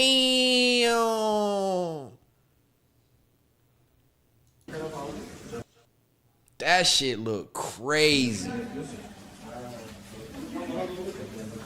The process has been amazing. This is the second day after the surgery. We feel good. We looking aight, but it's gonna get better, and we're confident. They've explained everything in detail and made sure that we feel positive about, you know, the next 5, 6, 7, 8 to 12 months. You know, it is a long process, but it's something we prepare for, and it's life changing. So I think we both satisfied. We both happy. Dr. Kaimes has been amazing. Hair Upload Clinic's been amazing. His assistant Amir has been great. I mean, to have the great supporting staff here, it makes it 10 times easier, you know. So I think we're in good hands, we're in good shape, and looking crazy now, but it's gonna be good in a few months. So we just left the clinic. Gang behind me. We're about to go make a quick run before we head towards the airport. But all in all, it's been great. My baby held me down. My nigga T back there, Heather, they held me down. No complaints, man, none at all. I really don't want to leave just because, you know, I still feel like I'm on a vacation. I feel like another day. But it was worth it, man. So if you're thinking about coming to do it, please don't hesitate, man. Especially for men like me, it's life changing. It's shit we deal with that we don't talk about. You know what I'm saying? Little insecurities. little shit that you always want to put a hat on, or you're not confident getting a haircut, or whatever the case may be. Fuck everybody's opinion. Fuck what they think. Come get your surgery and get your life back on, man. You know what I'm saying? 30, 20, however old you need to be. Get it done, man. Fix your hairline. Get that confidence back. I recommend it.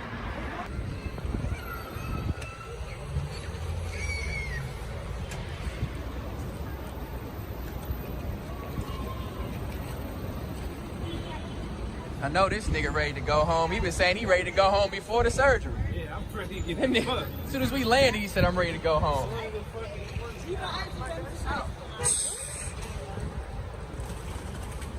The world's biggest airport. It's crazy. Ready to go, man? I'm ready to go. Where we headed? To Amsterdam. Oh, shit. Hopefully we can get out. I know. I'm trying to- Smoke zombie. Amsterdam. Guess who's in Amsterdam? Guess who's in Amsterdam? Hey. You know what I'm saying? Made it to Amsterdam. Rich nigga, broke phone. Trying to keep the balance, I'm staying strong. Alright, we gonna wind this joint down. I watched it way too long. I watched this way too long.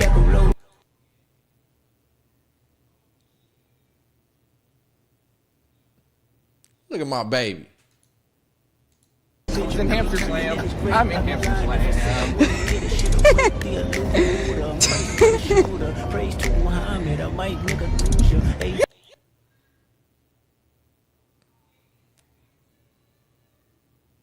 In Amsterdam, smoking up.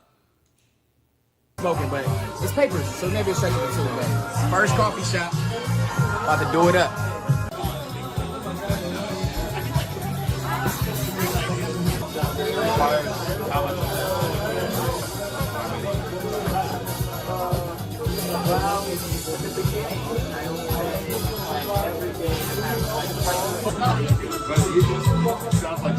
Hey, I didn't even have to, Bushido. I already know what it is. I know I got a bad one on my side. You know what I mean? I ain't even have to talk about that. That's why I laughed at, you know what I mean? Like, come on, gang. They feel red already. already. We stayed out all night. What a beautiful night in Amsterdam. It is Friday night. She's high. Forget her, please. Hold on. It is Friday night. She hasn't smoked in 10 days, and we just came to Amsterdam and and got I high. smoked some wonderful weed. High ass. So happy. I'm so high and delighted. No, they went to Amsterdam too, but they didn't leave the hotel. We left the hotel. Cause it was just a layover. We went to Amsterdam for a layover before we went back home, but we was there for like 8 to 10 hours. So me and my girl, we went out. We went out into the world. Now, I'm elated, as one would say. I can't even see it. Man, right along the canals. Can't wait to come out in the morning. Amsterdam! Red light district. Got some weed. Smoked some good weed. At the first At the first Bulldog, so that was cool. Not wrong with this. Now we back at Amsterdam Central. Train station, you know what I'm saying? And we're gonna head back to the airport, get a little sleep, and pop back out in the morning to Hamster Slam Park.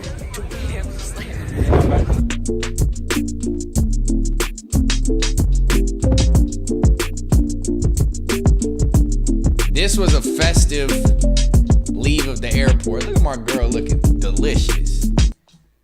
Ooh, y'all about to get to meet Miss Moneybag soon. That's right, baby.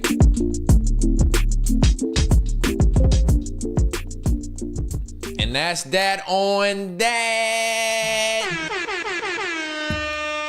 I appreciate y'all sitting through that. I didn't plan on doing that because tonight's just one of them kick it streams. I didn't have no topics, so we just in here. This is like a stream. This ain't even a podcast tonight. It's just a stream. But that was dope to watch. I haven't watched that in probably 4 years. It took me down memory lane for multiple reasons. It's unfortunate the way things turned and the direction they went. But just know, Tribe, it wasn't any of my doing. I was just reactionary, you know what I'm saying? And just had to respond. But yeah, man, we may not ever get those times back, unfortunately. You know what I mean? Unfortunately not. But yeah, that's on my YouTube. I don't have it. It's still private on my YouTube. So maybe I'll make that unprivate one time. It ain't on me, 88 King. It ain't on me, bruh. It ain't on me, man. It's one of those things, crazy cracker. It ain't on me. What the fuck I'm gonna call and say? What the fuck I'm gonna call and say? If anybody needs to be making a phone call, it needs to be an incoming call to me. It don't got nothing to do with my pride. I wasn't the one who did the shitting on. I'm the one that was getting shitted on. So it ain't got nothing to do with me making no phone call. You know what I mean? It don't got nothing to do with me. I wasn't the one who turned the opposite way. I wasn't the one who was throwing shots. I wasn't the one downplaying niggas' friendships and relationships. I wasn't the one. I'm not the one. I know about pride, and I know how to suck up my pride and know how to put my ego to the side if I'm wrong. You can't blame the person who reacts. You have to blame the person who starts it. That's where the apology has to come from. The apology has to come from the person who starts the shit. I can be apologetic for my reactions, but I'm not going to be apologetic for my reactions when you were the one that provoked them. You know what I'm saying? You can't act a certain way on camera and talk a certain way and then expect me to be the one to be like, do you feel remorse for what you said and did? No, it don't work that way. I'm not going to call and say, I apologize, because I don't have nothing to apologize for. I'm not the one who started these things. If it would have never turned that way, I would have still been a part of the platform and we would have been booming. But it didn't go that way. It didn't go that way. CJ, that's on you, bro. That's on you. But I will be 100% honest with everybody that's in this chat right now. Appreciate y'all watching that video with me. It does make me feel sad. It does make me feel sad because I know how close of a relationship and friendship that we all had. And when you watch stuff like that and you go down memory lane and you look at it and you like, damn, like that was really the homie. That was really the homie. They both was the homie. So it's like, it do make me sad, but again, it called me too prideful, but it wasn't my fault the reason why the relationship went sour. It wasn't my fault. It wasn't my fault. All I did was leave a show. You know what I'm saying? But I left a show based off of actions of certain people, said people. And then afterwards, I got ran through the mud. I got ran through the mud afterwards. I had smut on my name, mud on my name, shit on my name. I was this, I was that. I was laughed at. I was joked about. All for the sake of some cameras and some views. You know what I'm saying? All for the sake of clicks and views of a stream. All because niggas fed into chat narratives and started narratives. That wasn't my doing. I didn't even have a platform when all this was going on. Y'all got to remember, when I left Fair to Say, I didn't even have a platform to speak my mind on, and my name was being shitted on for weeks. You know what I mean? It's not about, no, it don't take two to tango. And I was the victim. But you got to understand, I'm transparent, nigga. If I felt a different type of way, I would have admitted it. It don't take two to tango because I was reactionary. That's why Context Matters started. That's why Third Law started. Was because I needed to respond to what was being said to me. You know what I'm saying? You got to realize you can't fault the person who fights back if you didn't throw the first punch. I'm over it. I'm over the situation, but it does take a real man or a real woman to admit what they did wrong for things to be healed. That's the real issue here. It takes somebody to be a real man and woman and admit what they did wrong and apologize for their wrongdoing. For me to even, if you was the one who started it and I reacted, it takes you to apologize for me to also apologize.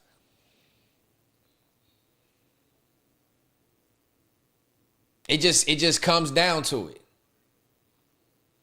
It just comes down, that's the truth. I'm not sitting here ducking and dodging. I have responsibility in being reactionary, but what you expect somebody to do?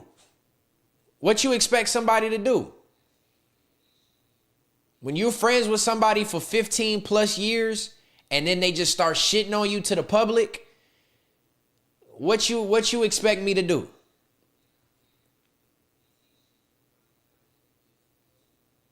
That's what I want niggas to really understand. What do you expect me to do?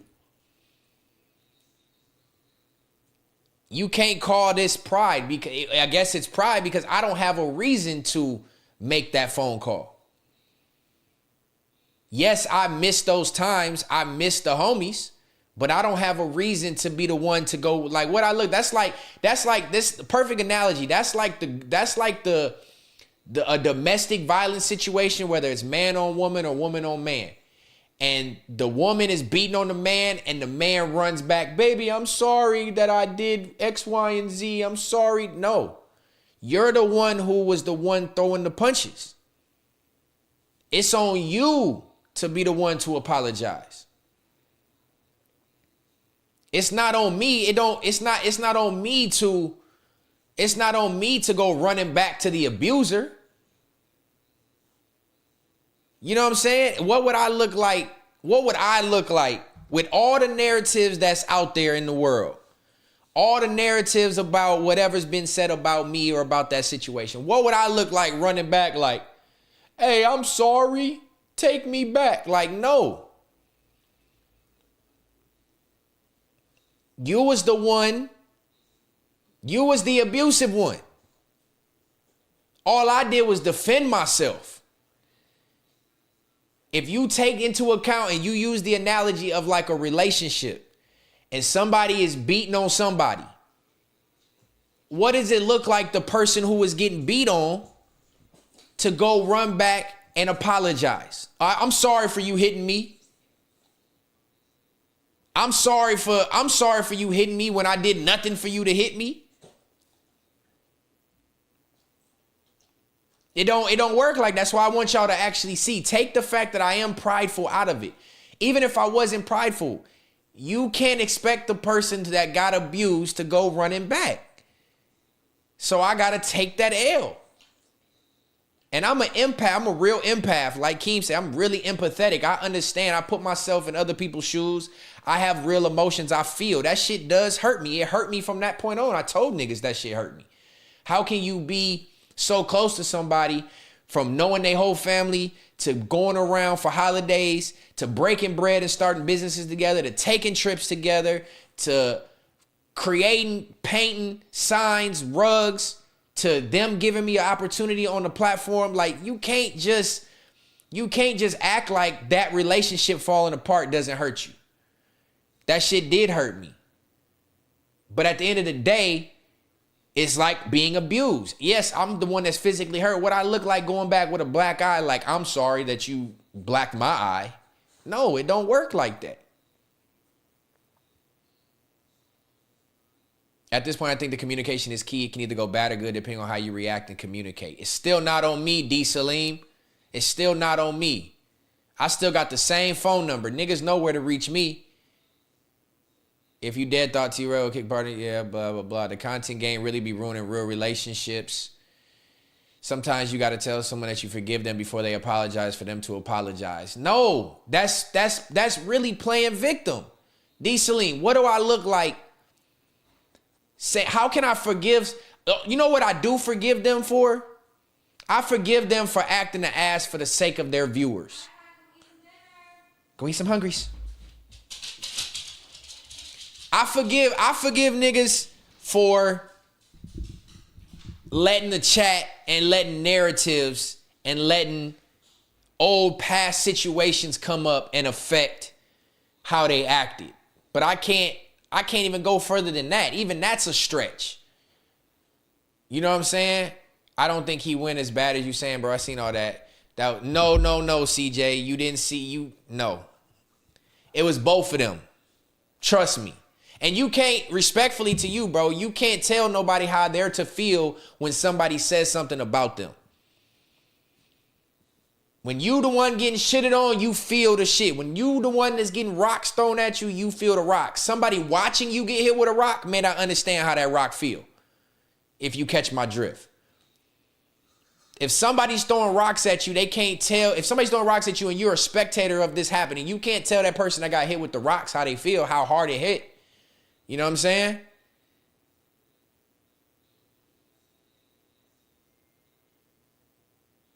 That's why Apollo's so cold. They don't want to stay silent. I hear you, though. I ain't take me back situation. It's a man apologize, forget what he does for you.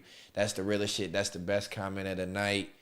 We on Iceman time out here. We not patching nothing up. That's ass backwards. Call for the content. Somebody got to be the bigger man. But why would it be me to be the bigger man when I was the one who was the bigger man at the time?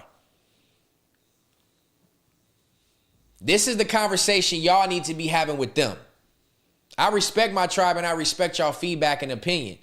But this is the conversation y'all need to be having with them. It's really not on me, but they're way too prideful. They way too prideful. I don't see that ever happening from their side. I don't ever see that happening. I'm not telling you how to feel, but if you know how this content go, you got to respect the reaction on camera at least. No, CJ, that's the difference. I didn't meet these niggas on camera. Our life and our friendship wasn't dictated about a camera. I knew these motherfuckers from the mud. Before there was a Sorella. Before there was a nigga that was at Last Kings. Before all that. I'm talking 2010. So I'm not going to sit here and say, you know how it goes. It's just content. No, there's never just content with your day one people. I wasn't kicking content. If anybody remembers when I was on Fair to Say, I was the one trying to avoid all the jokes, all the drama, because once jokes get started, they turn ugly and relationships get ugly, as you can see what happened with multiple people from the platform. When I've said out loud that I love these people, and then you go do some shit like y'all did, and then you want to be mad at me for being reactionary to what you did, I don't have sympathy for that. I don't have sympathy for that. If I've known you, I knew motherfuckers before these cameras was even a thing. So I'm not going to be the type of person to sit here and just be like, oh, it's just because the cameras was on, it's okay. No. True colors start to show as with these cameras.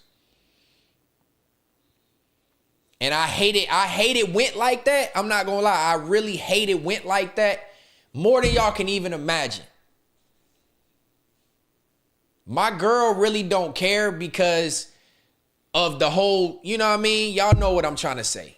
My girl knows the truth about everything. I was transparent across the board.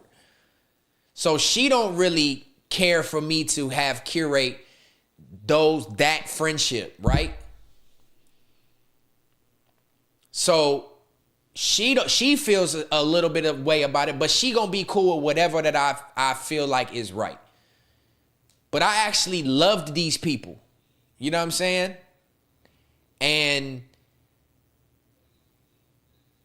I'm not bitter about it. I've been through the motions of how I should feel about this situation. I've been through the motions, you know what I'm saying? I've dealt with the anger, I've dealt with the frustration, I've dealt with the sadness, I've dealt with the pity, I've dealt with the, you know what I mean? I've dealt with every emotion that came with it, but more than anything, that shit really did hurt me. It hurt me to see people that I knew for 40%, 30% of my life turn on me that way for the sake of content.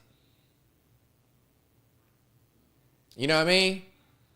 A lot of shit really changed when those tweets resurfaced, tribe. Let's keep it a bean across the board. A lot of things changed when the tweets came out.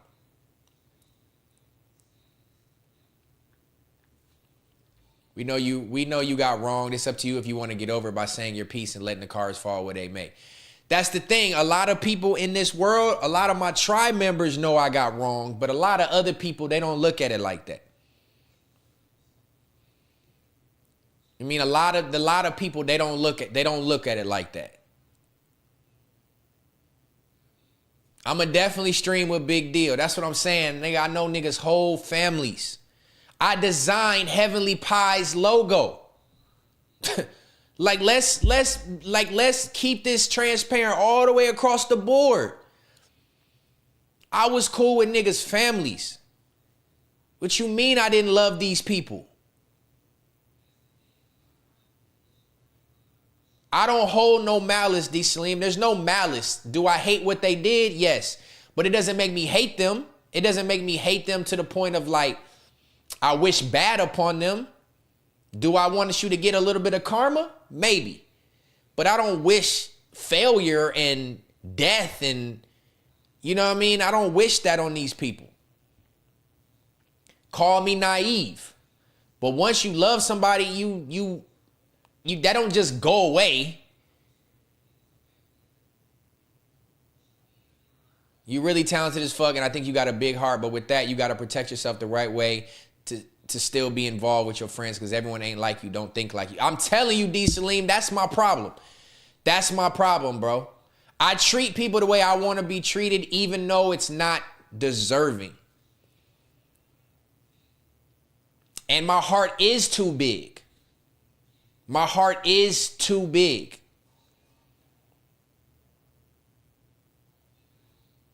That's just what it comes down to. Would you say the clout has something to do with it or just pure ego? I feel like it was ego. I feel like the clout was already there, but the clout fueled the ego. It made the clout that they were getting at that time 3 years ago when I left 2 years ago. The clout that they were receiving at that time made their ego bigger to where they had the need to react to me the way they did. Remember, I left Fair to Say in November. I didn't launch Context Matters until January. For a month and a half, my name was being ran through the mud.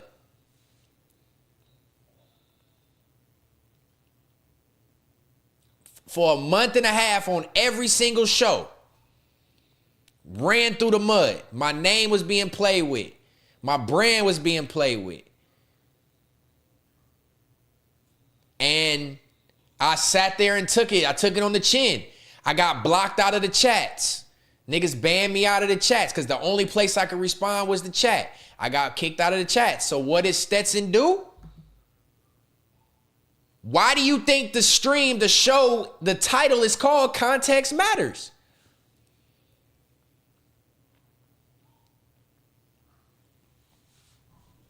It's called Context Matters because all the shit the motherfuckers was saying that people started believing had no context to it. This is why the shit started. From November 18th or whatever it was when I left Fair to Say to January, the first week or two in January until Context Matters started, I was silenced. I was ran through the mud. I was shitted on. And I took it on the chin.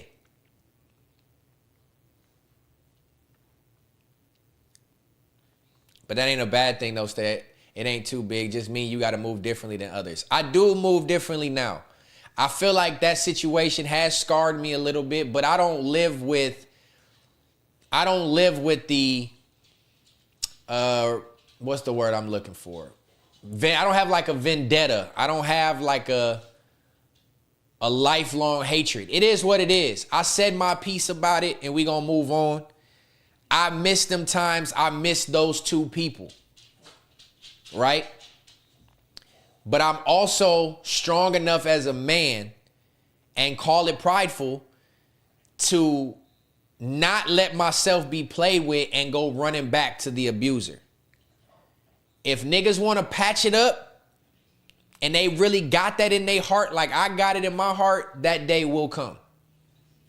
But I will tell y'all right now, it's not going to be from me.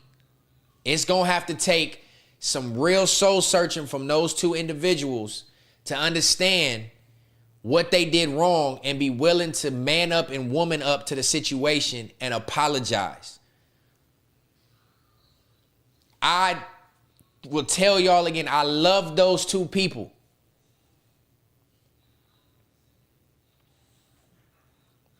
But there's just certain things that you can do to somebody.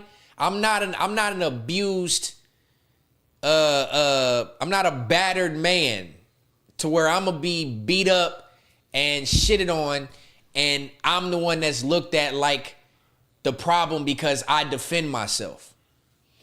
None of this would have never happened. Y'all see the type of person I am. None of this shit would have ever happened had it not started from them. I was comfortable in a chair, at Fair to Say. I was content. I was having fun. I was getting paid. I was building friendships. I was building a career. What would make y'all think that I'm the one that started this? What would make anybody think that it was me that did this? Why would anybody think Stet was the cause of this?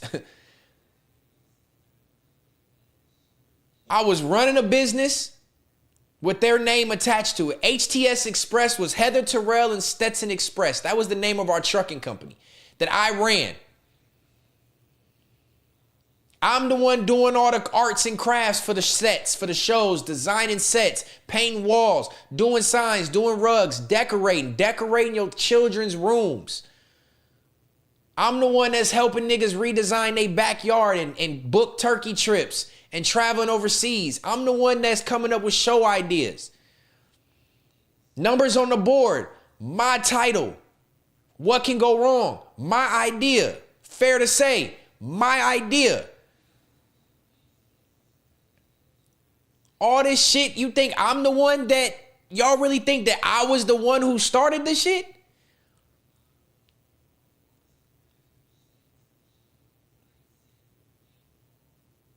It wasn't me that started it. If it was up to me, everything would still been peaches and cream.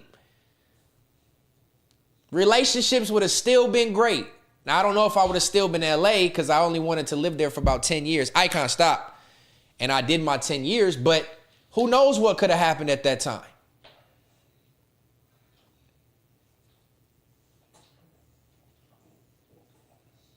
It's not for me to say that, D. Salim. That's what somebody else needs to say to me, bro.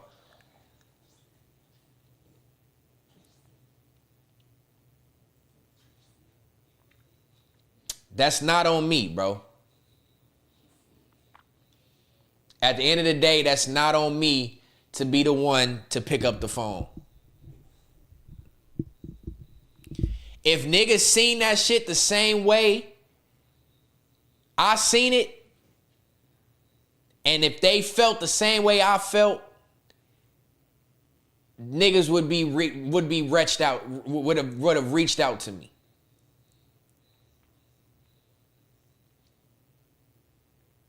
But I was really the one that was loyal, blind loyalty, and they let niggas like Pussy Pocket Pun and Dirty Ass Smack change their mindset.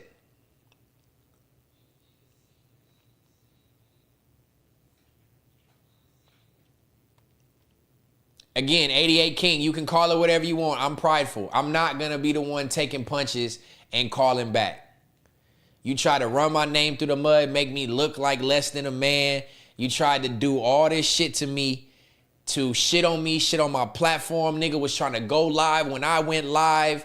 the nigga was saying all kinds of shit to try to bring me down when you got the bigger platform. It's not on me to pick up the phone, bro. I feel a relief because I've already accepted the fact that I know how I feel about these individuals, and I'm not gonna let chats and narratives sway how I feel. The only reason why I felt the way I felt and reacted the way I reacted was based off of what their actions were. It wasn't because of what the chat was saying. It wasn't none of that. I seen it firsthand what they was doing and saying about me. But again, to summarize this all, I do miss these individuals. I wish relationships was better. I wish it didn't go the way it went. I can't say I apologize for anything because I was all reactionary, but I do wish that content and YouTube and these cameras never got in the way of the friendship. I do wish that never happened. But here we are. You know what I'm saying? Here we are. This is where it's at now. And I've said my piece on it. Context definitely matters. Context matters. And anybody with a sound mind can see what I'm saying and understand what I'm saying. I'm not here to dwell on it. It is what it is. I've processed it already. That's why I don't talk about that shit no more. But then y'all can see I'm not even talking about it with the hatred. My hatred changed from them to other individuals over there. It never stayed with just them. That should just go to show you. So I admit what I admitted. I'm not saying anything will ever be fixed or be right again, because even if it was, it's like one of those things where like, damn, is the damage already done? Is the damage already done? Like, can you even come back from some of that shit? Even from my side, can niggas accept my apologies when the time comes for shit that I did and said? Can they admit where they're wrong and where they started, and can they correct shit and fix shit?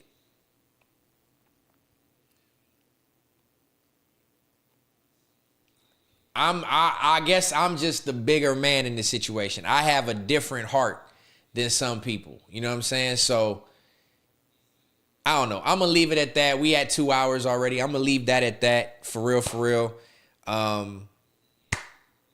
But yeah, I just wish it didn't go the way it went.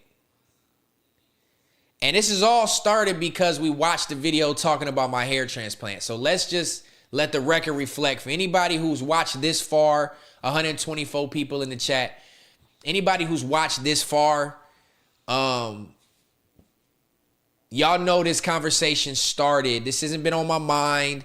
This hasn't been something I want to keep talking about or bringing up 2 years later. None of that shit.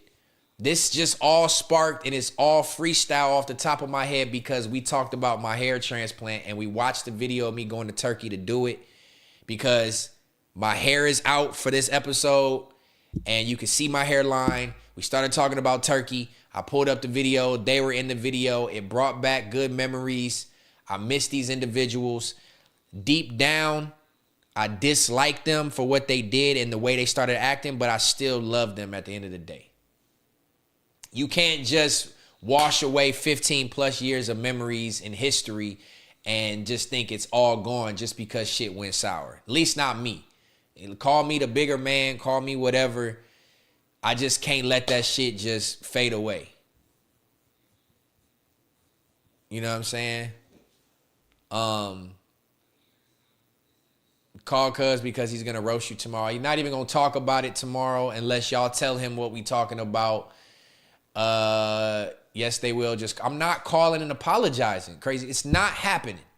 It's not happening. If y'all will understand the things that was said about me, if somebody tells you that was never really your homie and never really your friend for the sake of whatever it is for the camera, you gotta call and apologize for that. Fuck I look like calling, begging you. What the fuck I look like calling saying, hey, bro, I'm sorry for X, Y, and Z that I did because you did this first. No, it don't work like that. Everybody clicked up on me. Damn, now that I recall, the Ace Boys really went at you for going against Pun. Everybody went at me. Every single person over there went at me, except Duno.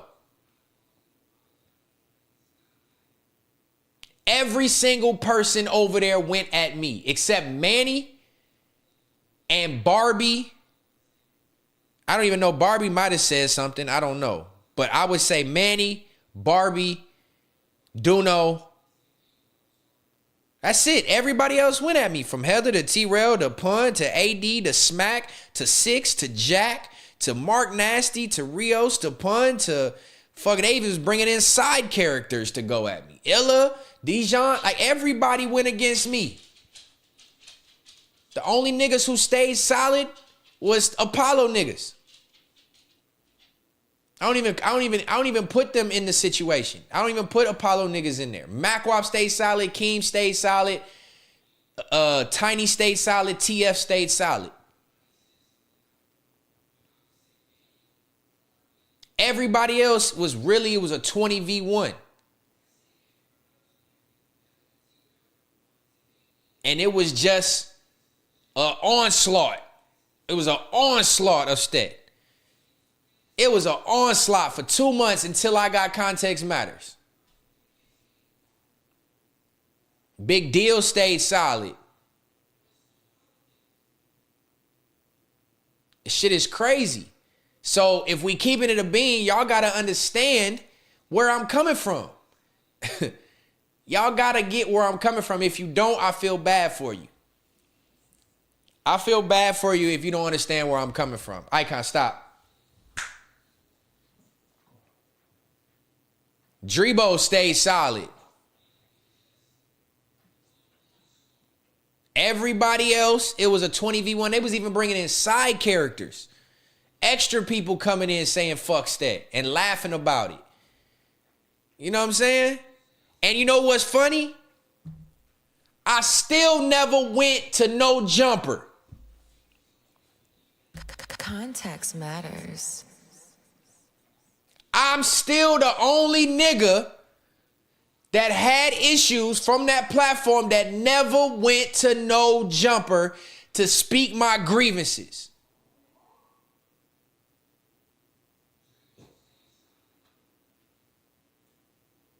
The only one.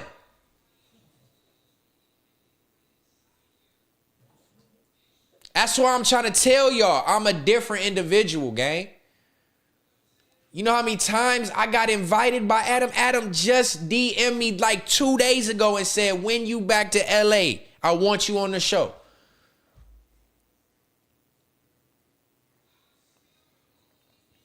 I've been invited 10 times to be a reoccurring guest on No Jumper, to have a permanent position on No Jumper.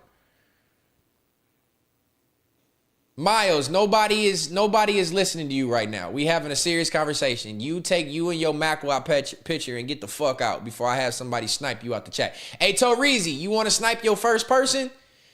Click on Miles, time that nigga out for 10 minutes and let him come back and see if he want to talk differently. Go ahead, Torizi. Get your first snipe on, gang. Click on Miles, since you the new mod. Click on Miles. Time that nigga out for 10 minutes. Go ahead, Torizi. Get your first shot on, nigga. Bang! Did you do him? Snipe that nigga. Let me know you sniped that nigga.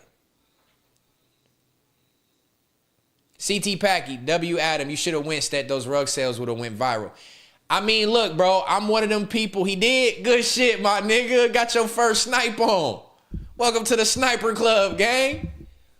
I could have, you know, part of me regrets not doing the no jumper thing, but I'm also a man of morals and principles, and I stand on something. I wasn't going to go over there and shit on people and partner up with the people they hate just to do it. I just, it wasn't on me to do that at the time. At the time, it wasn't on me to do that. Would I fuck with No Jumper now? Maybe.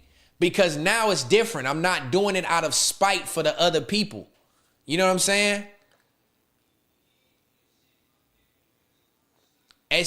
I'm not doing it to go shit on somebody else and big shout out to Big Deal. He did it. MacWop did it. Rios done did it. All these people done did it, but they did it pretty much out of spite for the situation. I never did that.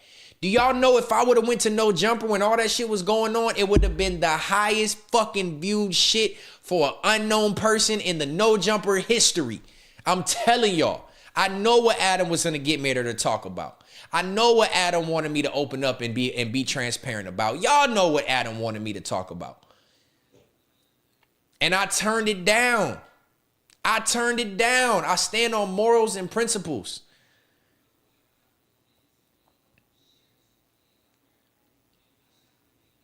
Me doing it is, me going to No Jumper would have a different effect than anybody else who did it because I don't have affiliation with them niggas over there.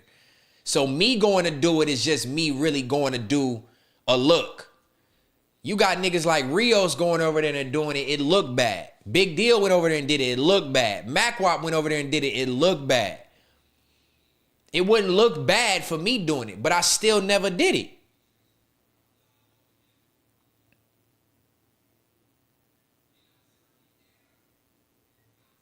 I don't like that when he invites you guys over there, you're not the main focus. He puts you on a panel with the rest of his cast. I was offered to do the Adam and Wax show. I was offered to do the Adam and Wax show. I was offered to do a one-on-one sit down with Adam. I was offered to go on the No Jumper News as a reoccurring guest.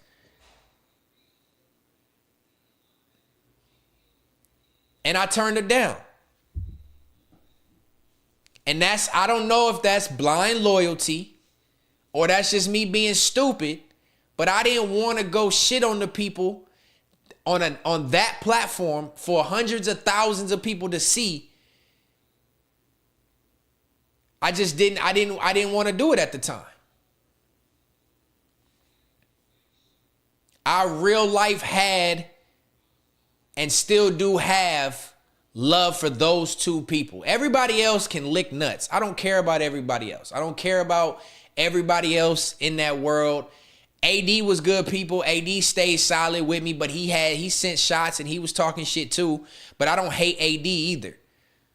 You know what I'm saying? But when it comes down to it, everybody else can lick nuts. It was really only two people, bro.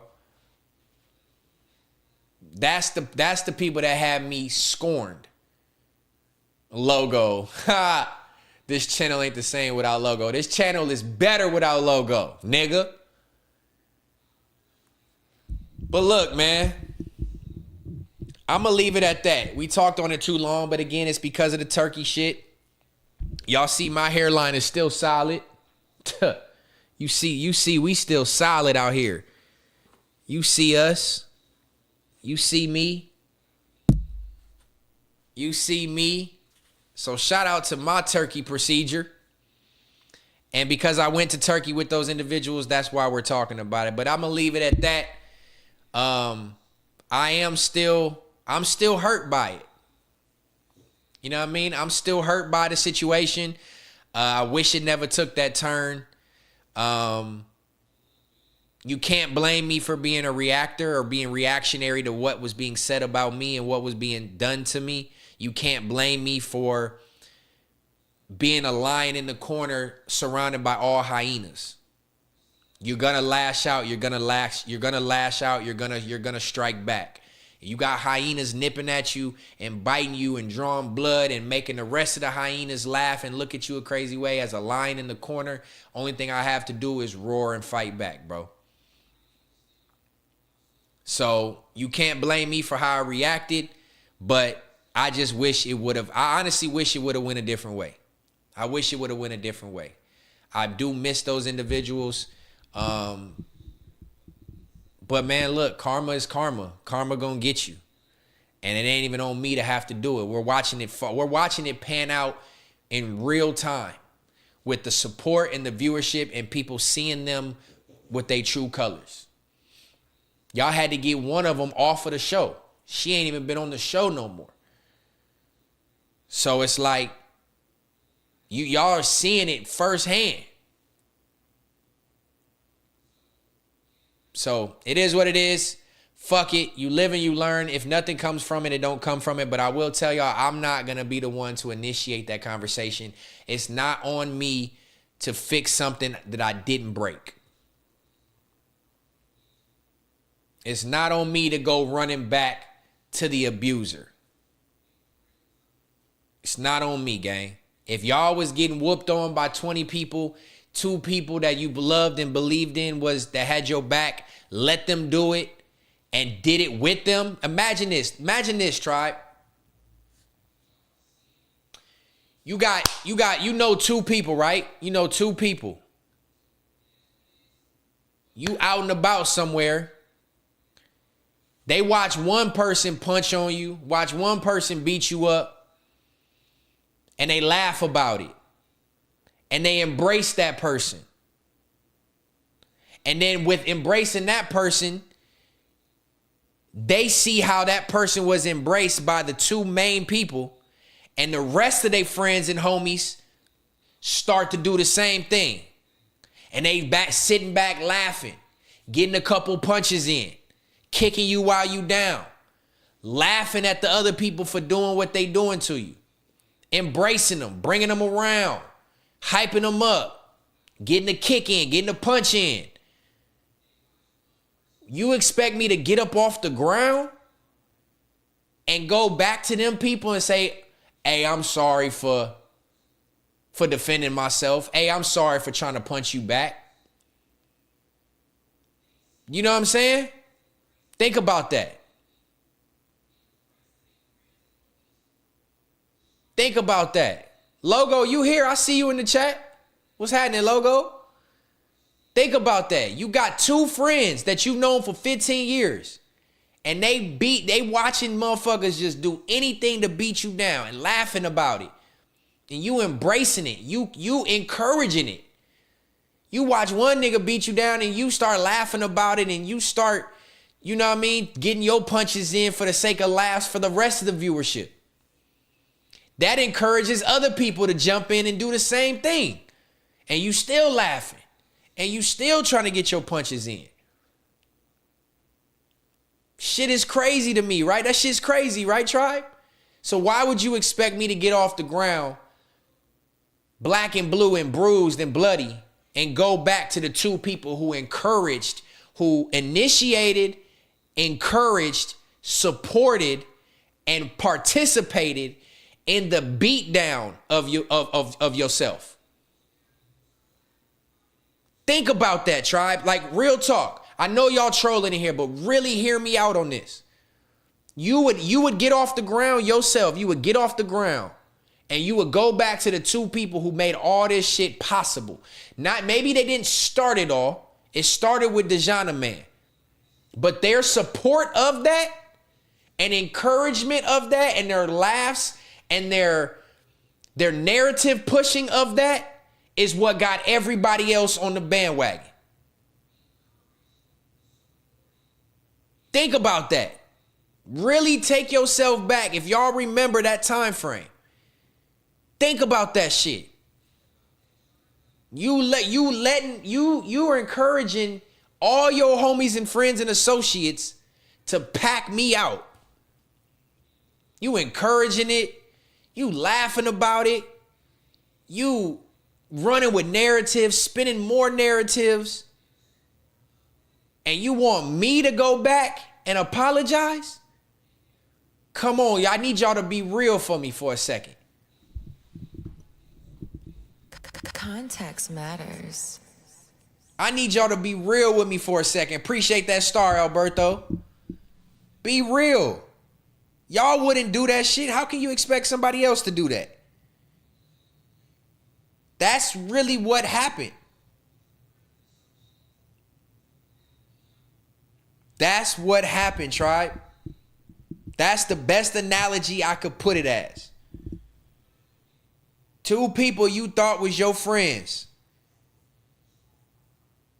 Watch somebody do something to you that was fraud, that was made up, that was completely false. And you push the narrative more to where you let more people jump in and fight and do the whole shit and beat you down and keep laughing about it. Like, it's crazy. And y'all gonna think y'all want me to get up off the ground after I've already been off the ground. I've been off the ground. They try to bury me alive. Them two and everybody else around them try to bury me alive. And look where we at, episode 46. You are now watching Context Matters. We over 70 live streams in. They tried to bury me. And y'all want me, standing tall as I am, pride, head held high, to go run back and be like, hey man, why y'all do me like that? No. No. No. I got up swinging and they didn't like me swinging back. That's what happened. I was getting jumped. I got up, swung back, started knocking niggas out, and they didn't like what I had to say. They didn't like the punches I was throwing back. Bitch, you just sat back and watched me get beat on for months. But as soon as Stet get back up, chest out, and start knocking niggas out and swinging back, now all of a sudden, I'm the one that need to apologize for punching niggas in their mouth and ruining niggas' streaming careers and getting shows canceled. Where's all the shows at since Stet left?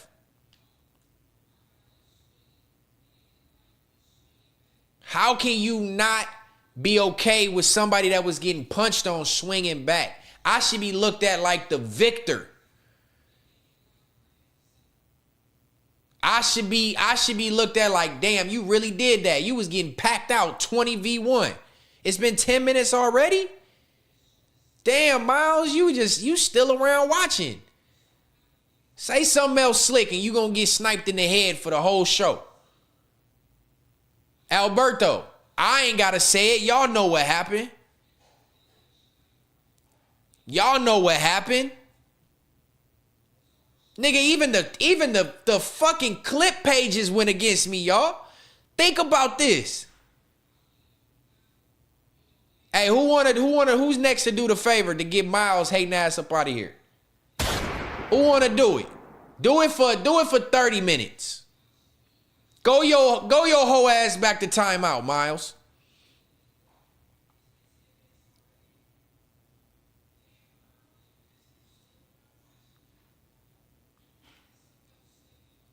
I'm the one that came out victorious. Oh, he's gone. He's out of here. I'm the one that came out victorious, chest up, head high. Don't get mad at me for punching back after getting jumped.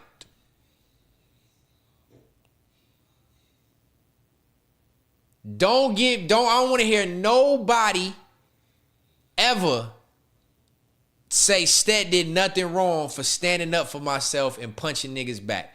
And you're not gonna get me to call and pick up the phone and call the two people and apologize for swinging back at them and their whole crew. It's not gonna happen. I wish it didn't take the route it took. I hate that it took the route it took. Y'all see how I feel about the situation, but y'all never gonna get me to do that. Never. And y'all wouldn't do it either. If y'all was getting beat up and jumped, y'all not going back and apologizing and saying whatever for swinging back to the two people who encouraged it. Because had they not encouraged the shit, it would have never transpired. Period. It would have never transpired.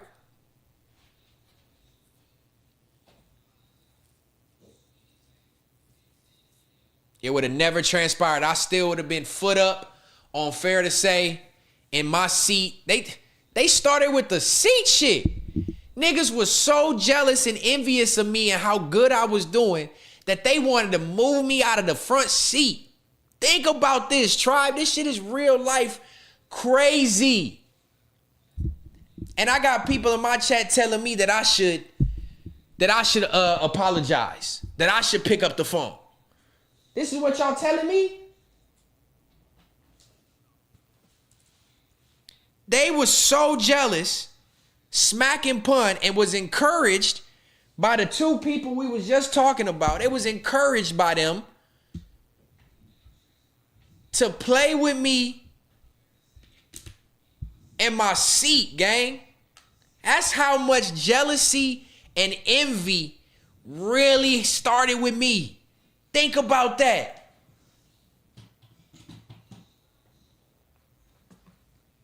I really want y'all to think about that. I'm not even dwelling on it, but think about that.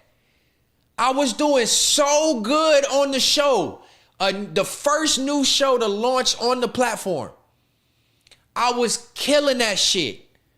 Oh, this show could be big. This could be like everyday struggle. This could be me, Illa, Dejana Man, Scotty. This could be something new for the West Coast. This could be something new for the platform. It was doing so good and outshining what can go wrong and had so much traction that they was like, oh no, Stet doing too good. He outshining the master.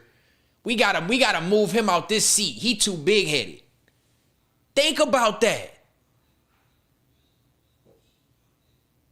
Think about that. That's wild as hell to me, right? If y'all don't see that shit, I don't know what to tell y'all. I'm not begging y'all to see it, but if y'all don't see that shit, I don't know what to tell y'all. That's what I'm talking about, Cali boy. That's exactly what I'm talking about, Torizi. He started feeling some type of way. Stet was shining too much. So they wanted me to move out of my seat. They wouldn't even admit that I was the A mic. Think about how much jealousy and envy was happening. They didn't even want to admit that I was A mic because they was so high and mighty on Illa. That because I was running the show, doing the thumbnail, posting the thumbnail, doing the graphics, coming up with the topics, leading the show, and sitting in the front seat, the first seat I had since episode 1, they wanted to move me out of my seat, gang. Think about that. Think about that. That's where it started. It was spearheaded by Pun and Smack. Heather and Terrell co-signed the shit. Let them keep playing with me. Instead of saying, no, why y'all keep playing? That's his seat. We got assigned seats. Ain't nobody ever sat nowhere else on no other show until that shit started happening. It don't matter about the seat. You should be able to move seats. Why this nigga holding on to this seat? Bitch ass nigga, because y'all not about to play with me about it. That's why.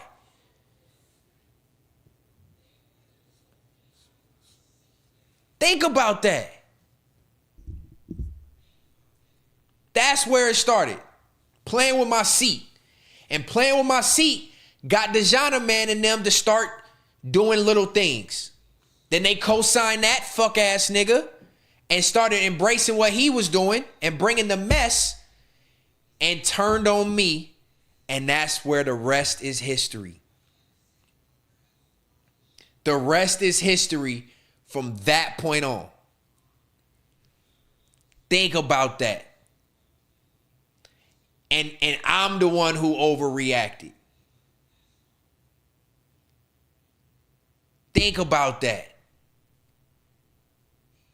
No, the nigga wanted me to crash out, Logo. This is why you are not a mod no more, because you just be saying anything. It wasn't about me wanting to have a backbone. I had my own backbone. I had the direction that I wanted Fair to Say to go was the direction it was supposed to go. Now look at the whole platform. The whole platform wanted to be led by Pun, and now look at it. Now look into the whole platform. Had they just let Stet lead the show of Fair to Say the way it was supposed to go, they would have never been in this situation. I promise you. But everybody want everything to be the same. And I had a different direction for shit.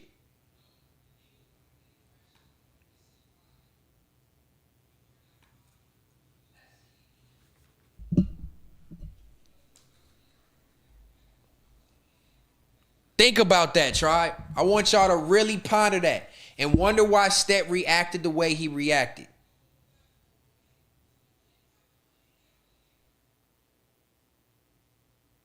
Yes, I read what you said. Pun was trying to put a battery in Stet back, but it turned into hate from Stet not wanting to be messy. Yes, you're partially right, Logo, but wanting me to use my backbone, I've always had a backbone.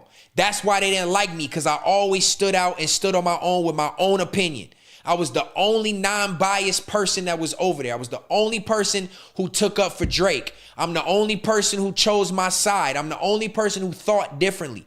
I'm the only person that wasn't feeding into the drama. I wasn't doing the ignorant biased takes. I was well-spoken. I came with a different direction. A nigga wanted to change me and I wouldn't change. So what they got to do, let me move about the seat. That nigga sabotaged everything about wanting to tell a nigga to make me move out of a seat. That's where the shit started. The episode when I came to Fair to Say to come to work and sit in my seat, and a nigga was sitting in my seat, and I'm like, what are you doing? Oh, Pun, the higher up, this comes from Dejan. The higher up said, for you to sit in the back today. You got me fucked up. You think I'm gonna let this puss ass nigga that don't run shit tell me where I'm about to sit? No. But then it was co-signed and tagged along with by Heather and Terrell about why is Stet tripping over a seat? Motherfucker, that was my seat. We're not gonna do 40 episodes, 20, 30 episodes, and all of a sudden y'all wanna just change seats. Why? Because you're fucking jealous. And had I not came to work that day, pissed the fuck off, ready to crash some shit like I told y'all,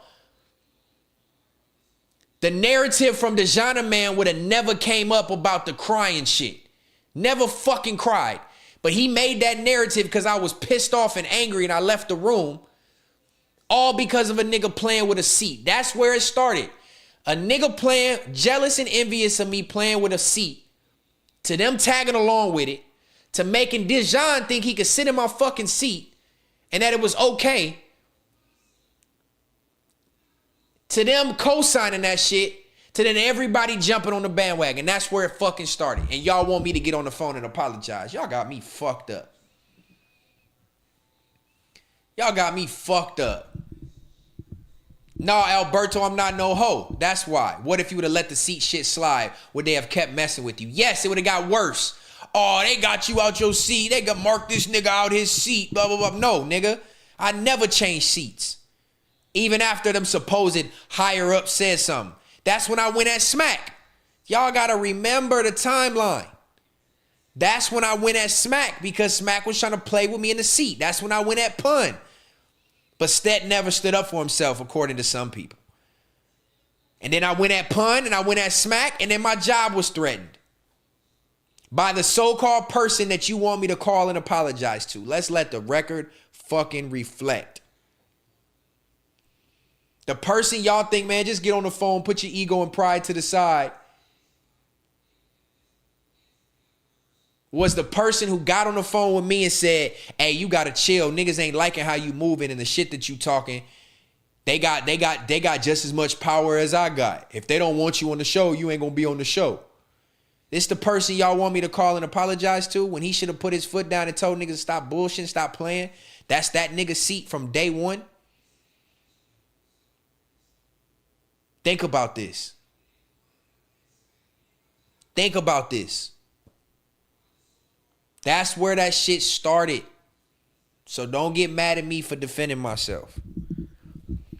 What else y'all want to talk about tonight, tribe? This is getting old. I said what I said. Don't expect me to make no apologies, but I still can have my sentiments and my emotions about the situation. I wish it would have never went that way. Fuck everybody else over there.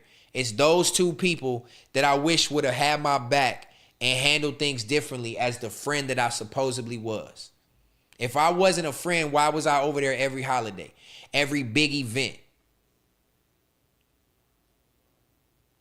That's what I'm saying, 88 King. It's not about the seat. The seat was just the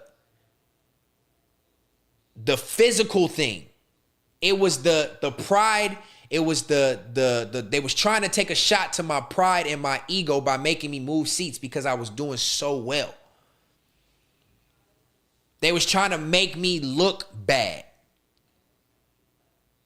They was trying to make me, they thought the seat was what was going to my head. No, I've always been that person. I've always been that strong-willed, always been that confident, cocky, arrogant, whatever you want to call it, that talented.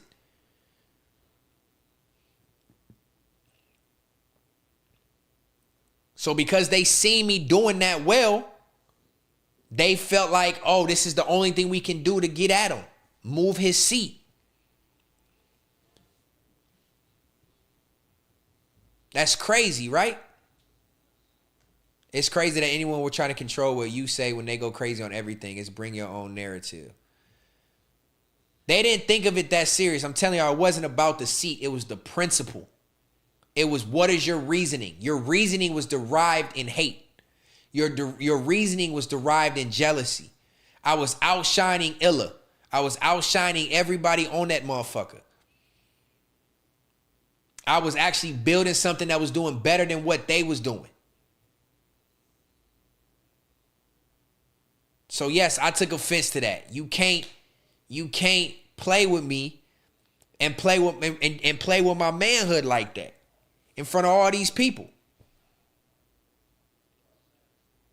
So no, I never changed seats, and the pressure they kept putting on me never changed.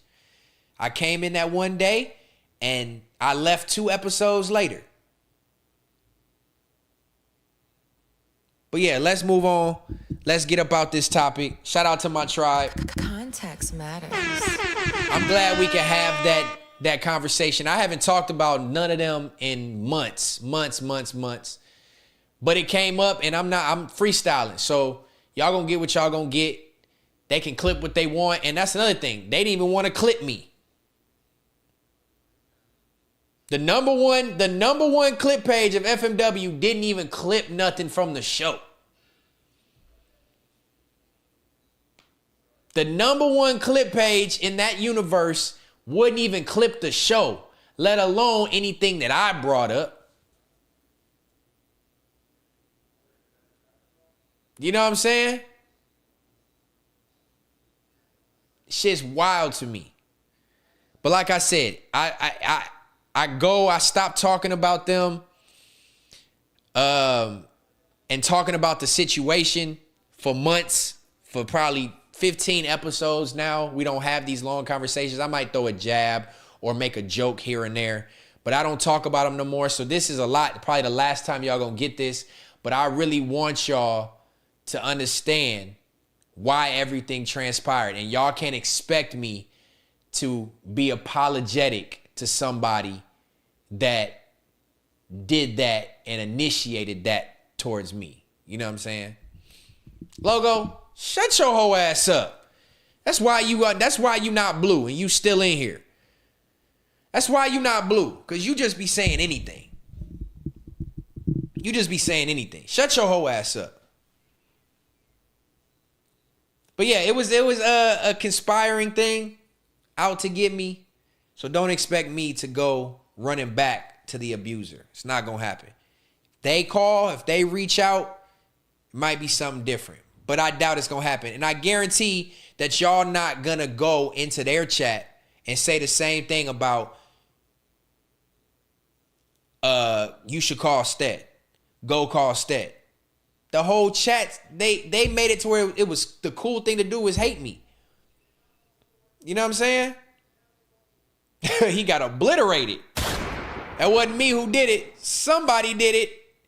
Bow bow. Nigga, get your whole ass out of here. Put him in timeout. Go sit in the corner, weird ass nigga. All right, look, man. That's that on that. But I guarantee y'all not gonna go say that to them. Everybody who's watching tonight who's seen this, y'all not gonna go spam that chat tomorrow and say, apologize to me. CJ, we got to tap in, bro. We got to link in. It's far overdue. It's long overdue, bro. Appreciate you tapping in, but we definitely got to lock in at some point. You out here in H-Town. I don't know what part of town you in, but tap in with me. Hit me, bro. We can link to some extent. We're going to probably fuck around, see if we can do some IRL shit if you down. But he said you might be getting a call soon, gang. You might have reached out. If you reached out, I'm shout out to you, bro. But our chances of them doing that, I don't think it's going to happen. We'll see. If my phone rings tomorrow, if a nigga is not too prideful on BOF tomorrow and he picks up that phone and calls me and I see that name on my phone, I'm going to trip out. And I'm going to answer it. So shout out to CJ. I don't know what you did or what call you put in, but shout out to you, bro. Let's tap in. Yeah, Logo, you could have been out a long time ago. That's why they timed you out, nigga. I don't know who did it, but you got timed out. Miss Moneybags, did you make some food down there? Lay down. No. You didn't? No, I can't. So you wanted me to starve tonight? I wanted what? You wanted me to starve tonight? No, I just wasn't thinking about it. I'll do it now. Look at your son. He even looking in the camera like, how dare you, ma? Not feed my dad. If it ain't gonna take too long, I mean, it's already hella late, but I'm gonna spend about another 30 on here. It won't be done in 30. Damn, what you trying to make? The salmon's frozen, babe. Oh, you gotta thaw out the salmon? What would you make with it? Like a pasta or something quick. Pasta?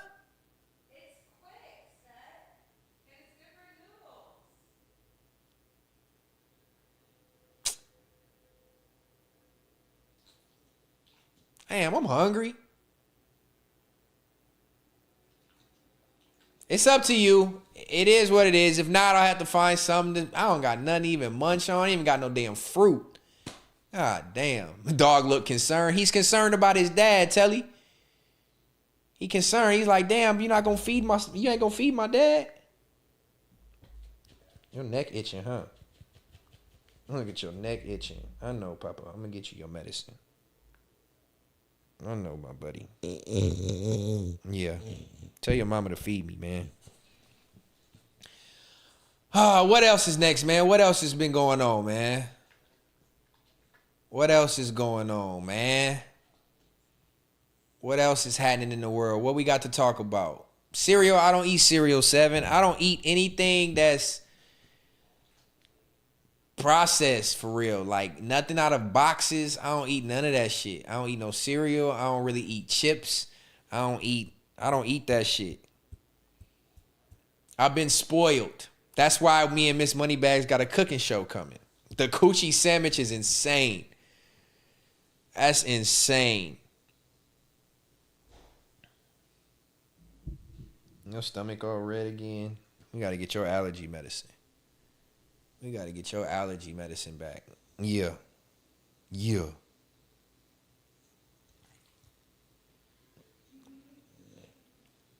Oh, King of West. That's a good little topic right there, huh?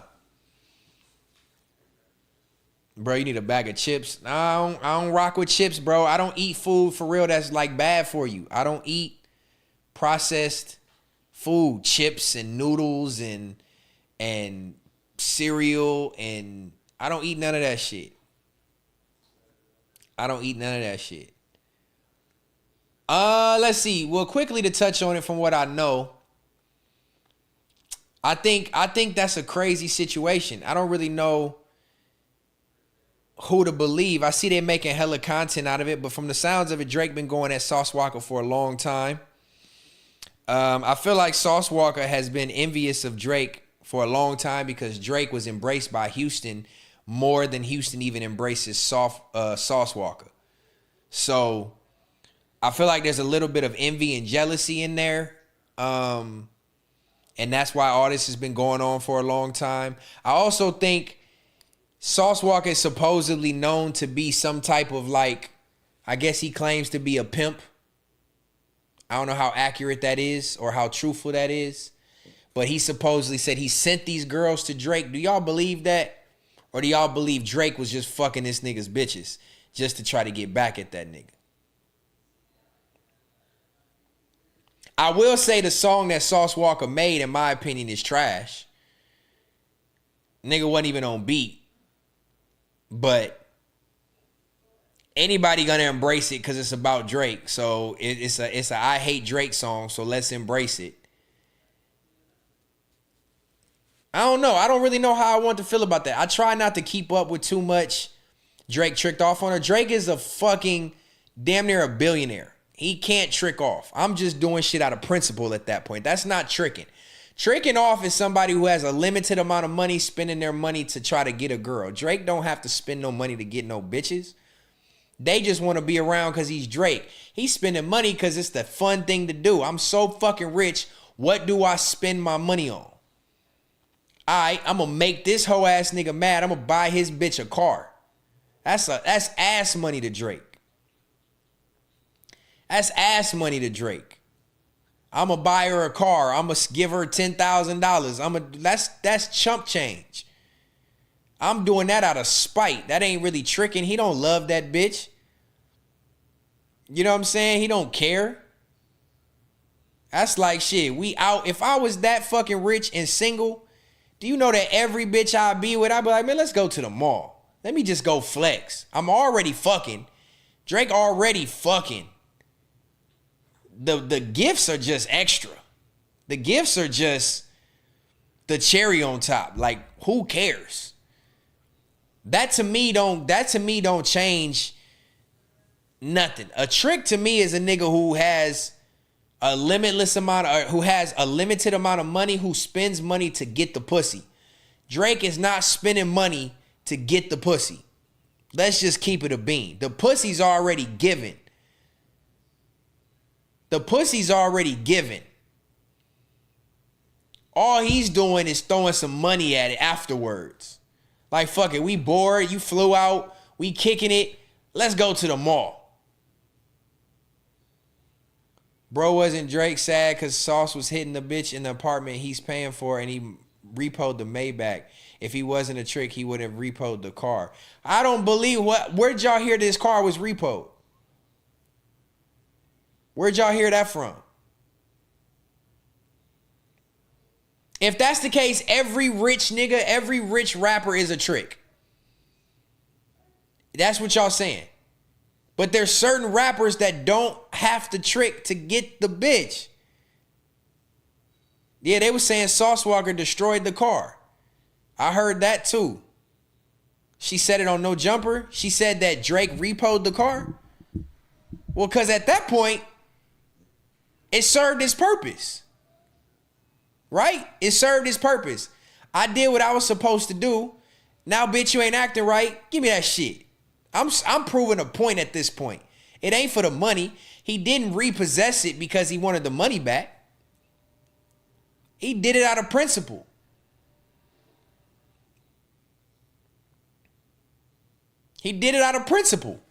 How does that make him look bad for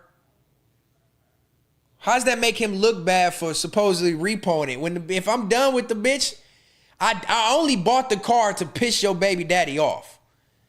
That's the only reason why y'all gotta understand, bro. I don't know if I think like the nigga or not, but that's some devious shit to do, bro. That's some shit that I would do. If I had the money like that, that's some shit that I would do. Oh, I don't like this hoe ass nigga. I'ma fuck his bitch and I'ma buy her a car just to piss him off. And then when I'm done with her and I don't care about pissing him off no more, I'm taking that shit back. That's some shit I would do. That's some shit that I would do. Or, oh, he felt like he getting one over on me. He driving the Maybach that I bought this bitch. No. You got to run that back.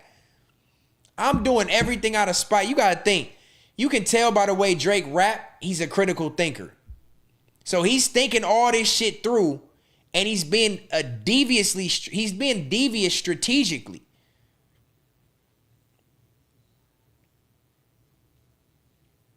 That's some shit that I would do. High levels of petty. He been said he was the petty godfather. That's a wild way to spend time because you dislike a nigga. No, it ain't, bro. No, it ain't. Because even growing up, I would try to fuck a nigga's girl that didn't like me. If you didn't like me for whatever reason, I'm trying to fuck your bitch, nigga. I wasn't tricking because this is like high school's early 20s. I wasn't in no position to trick on no bitch. But if I had an issue with you, I'm trying to get your girl. So I understand it. So if you super rich, why not go the extra mile and piss that nigga off because he can't buy her no Maybach truck? So I'm gonna piss this nigga off like he's a peon. You's a peon ass nigga. I'm about to buy your bitch a car that you can't afford. Drake found out Sauce was getting the bread and Drake was paying for Sauce's house. Okay, so now you trying to play me and you getting money from me. I'm getting you money to piss him off and you giving him the money. So now I'm finna cut you off. That's real shit. That's what you're supposed to do. What would I look like? I've already made my point. I've already proven my point. Why am I gonna let you keep benefiting off of what I'm doing?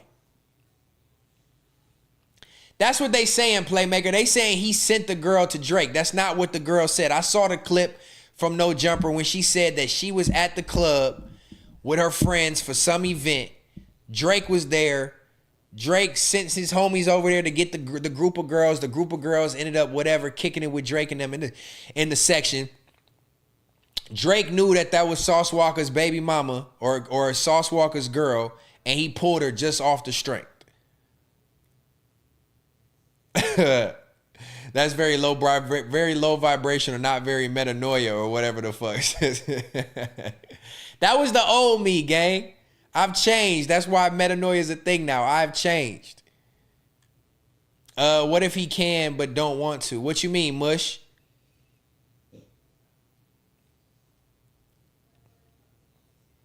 All I'm saying is that's some shit that I would have done. If I want to get back at a nigga, that's the low blow. You got to hit a nigga where it hurts. Miss Moneybags, don't be humming. Are you cooking? Yes, Stetsen. Okay, just making sure. Get in that kitchen, girl. Get your ass in that kitchen. Get up out the chat.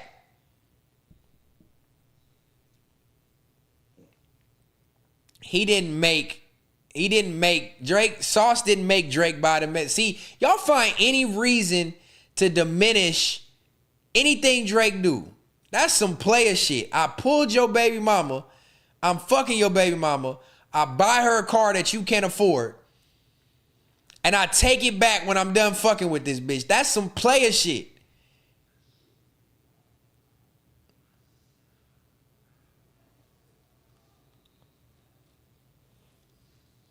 If I don't like someone, I don't want to put my thing where they put their thing when you get all their low vibrational energy. But Drake is just the top dog, bro. It's different for niggas like that. Yeah, he didn't make Drake do shit. He ain't make Drake do shit, bro. I'm telling you, Sauce Walker was envious of Drake 15 years ago because he was getting more love in Houston and he was repping Houston and getting more love in Houston than Sauce Walker got in his own city. I'm telling y'all what it is. Nobody in Houston is bigging up Sauce Walker. Nobody in Houston is saying Sauce Walker's the face of Houston. But as soon as Drake came down here, he was getting love from everybody in Houston. He was damn near discovered by a Houston legend.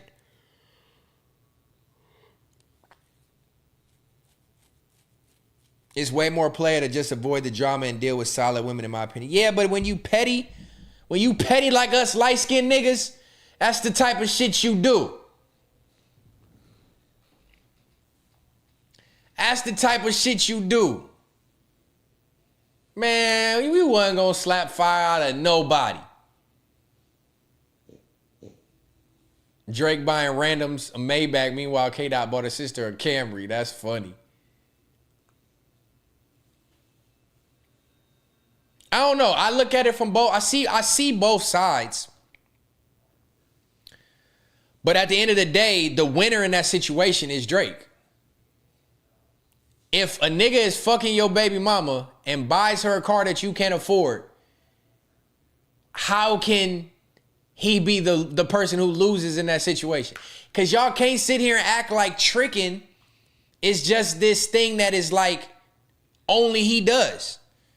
All these ugly, bad built ass rappers are tricking.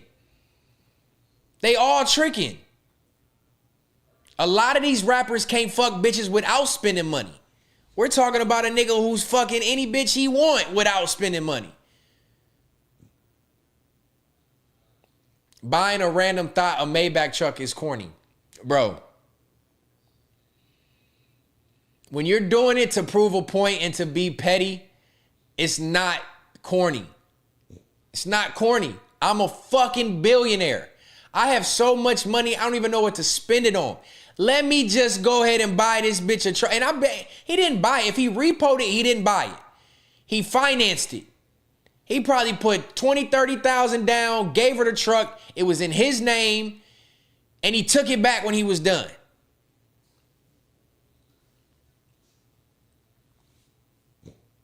The petty godfather. That's the type of shit you do.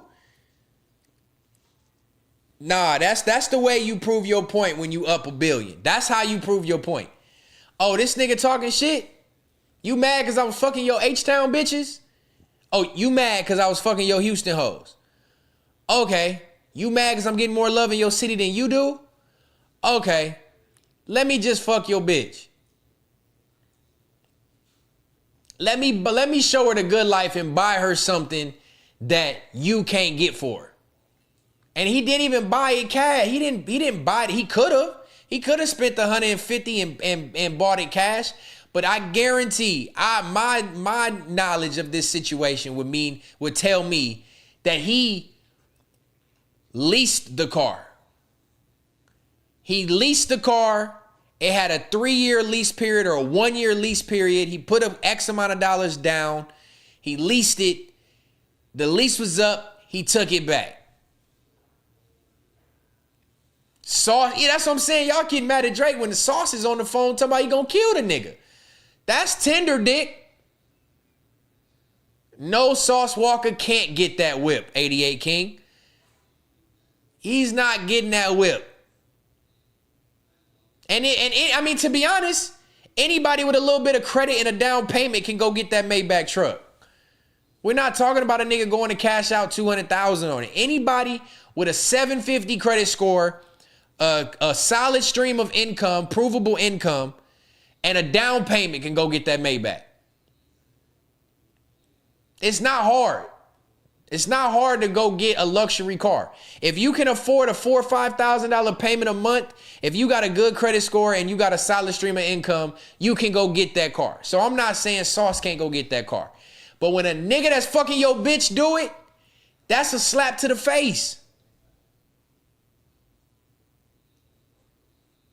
That's a slap to the face, in my opinion. Okay, so he can get it. Why he ain't get it for it then? Why he ain't get it for it then?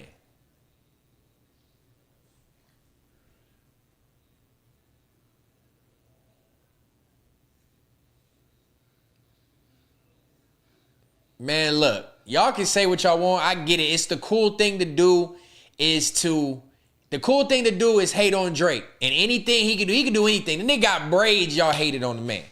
The nigga, he do anything. It's the cool thing to do is hate on him. It's like me. You do anything, it's the cool thing to do. Oh, that's corny. Oh, that's all right, whatever you say. Whatever you say. But he really pulled a player move, and he had Sauce Walker in his feelings. That's a compliment, Tom. I'll take it. That's a compliment. That's a compliment. That's not no shade to me whatsoever. The nigga got bitches. The nigga's successful. The nigga's victorious. The greatest rapper ever. You know what I mean? It's like, y'all can say what y'all want. To me, he pulled a player move and he shit on the nigga that was hating on him.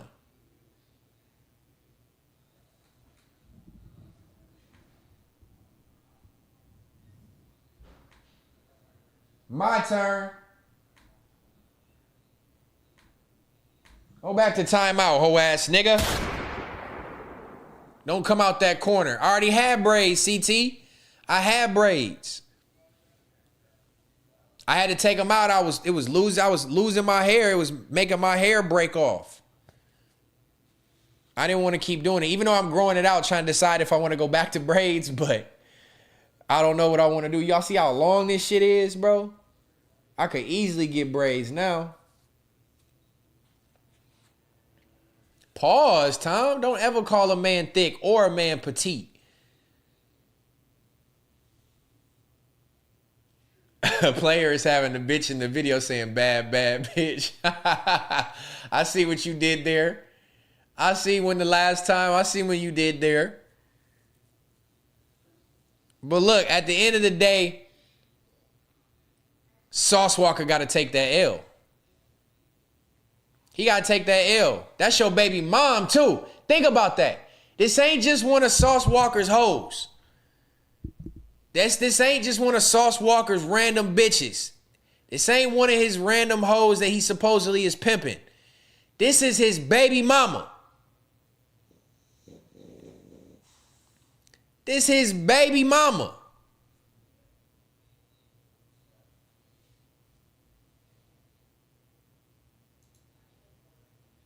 That's a win.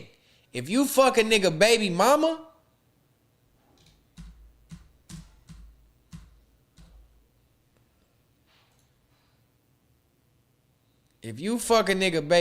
bro, that's a win. Do they got a clips page or is everything on this page? Let me see. Just a little baby mama drama. You know what I'm saying? It's just a little baby mama drama.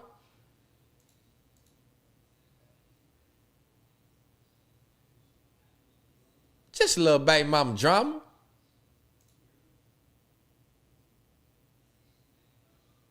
What am I looking for?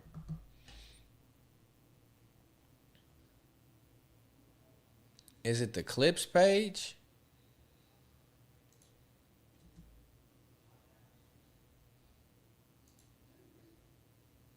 Drake got to take the L. He has to take the car back and was whining about paying Sauce bills. Drake ain't even came out and said nothing about the situation. How can the nigga take a L? I fucked your baby mom. You don't like me. I fucked your baby mama and bought her a car that you couldn't and you didn't. And then when I was done fucking with this bitch or I felt like she was scamming or scheming, I took that shit back. You fucking right. That salmon about to be frozen from the inside and burnt on the outside. Don't ever do my baby like that. She ain't never gonna do no shit like that. Sauce mom was a prostitute and dope. His mentality is different in that sense too. Can't turn a hoe into a housewife. Hoes don't act right. Yeah, he did on the album. He was sad. The lyrics should be listened to is where he was crying. Oh my God. Nigga was sad. Y'all niggas crazy. He refers to bro on 2 songs, but you niggas didn't even know who he was talking about till this shit hit the fan. All he's doing is talking about his real life. Y'all want niggas to get on this bitch and just fake rap, huh?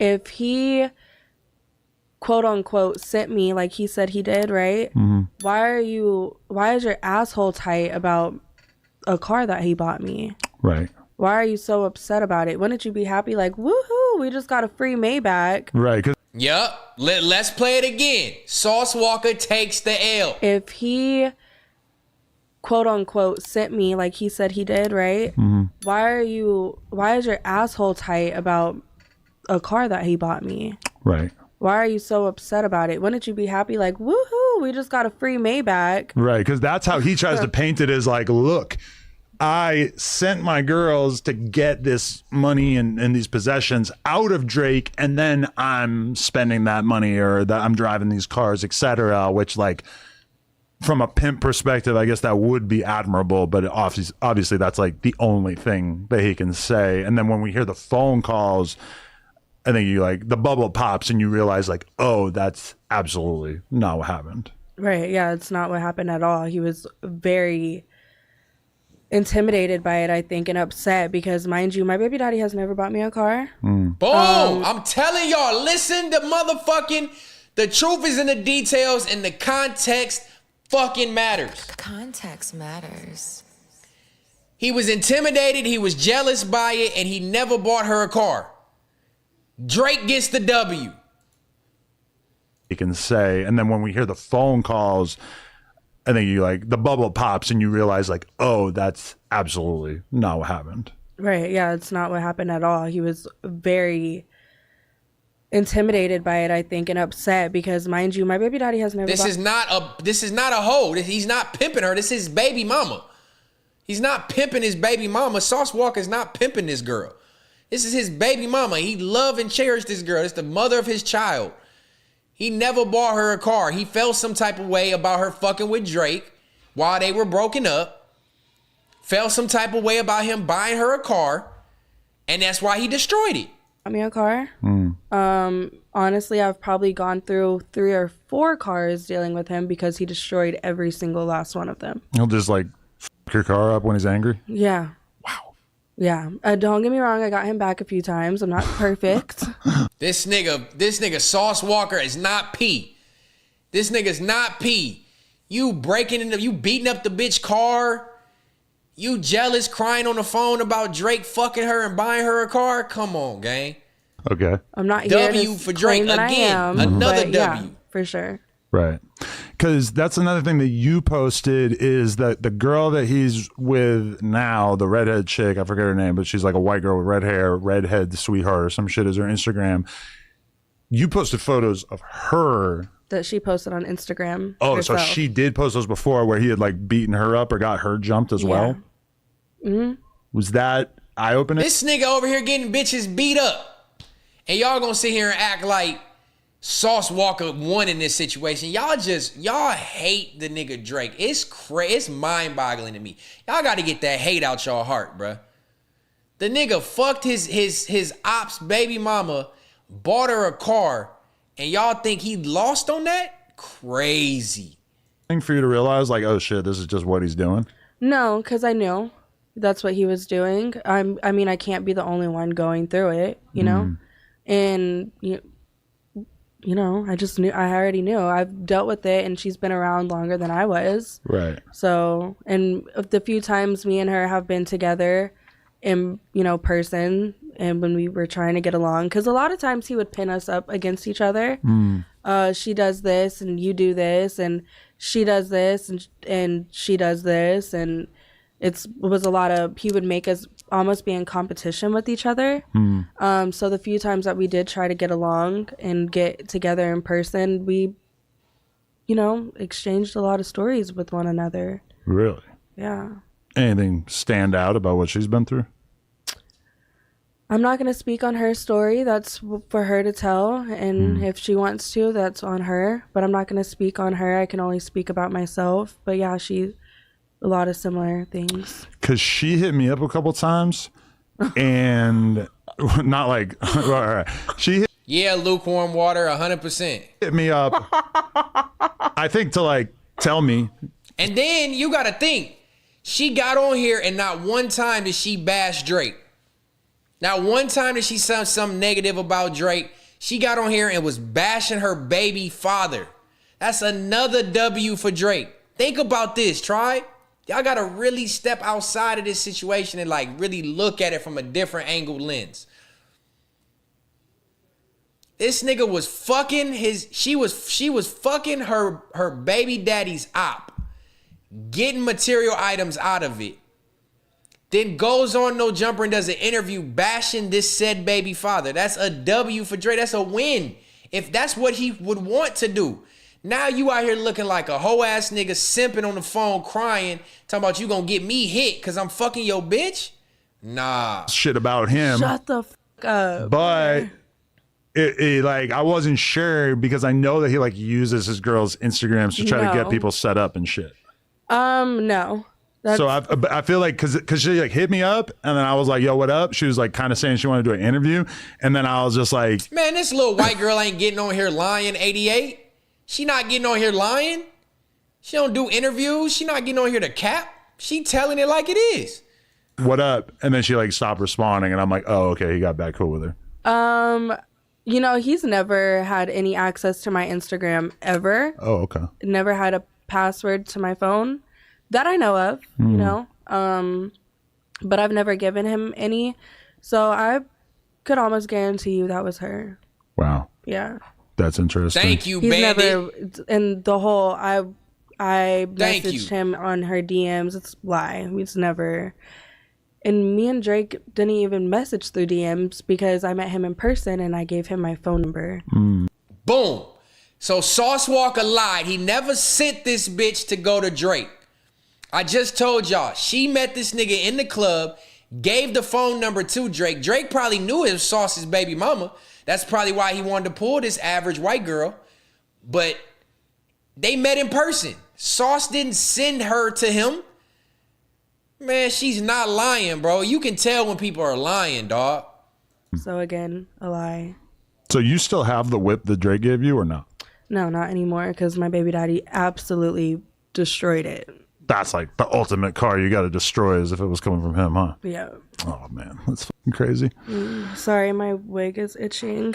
No, that's good. You know, just had to make sure it's not coming off or anything. For sure. Okay, and so then like, yeah, what had to happen that you decided like, and I'm just putting all this shit out there on Front Street? Like, when was the last time you actually spent time with him? Recently, because he always says, you know, mind you, I don't really send my child over to him too often, for good reason. And the few times that I do, it's always some type of drama at the end of it or the beginning of it. But this last month, first, his parents called me and was like, you know, y'all need to figure something out and y'all need to get along for the baby. And so we want to see the baby and we want him to know his dad and know this side of the family. And I was like, I agree. And I called him and I was like, you know, let's. My dream girl. Been there, done that, Malik. Stop it.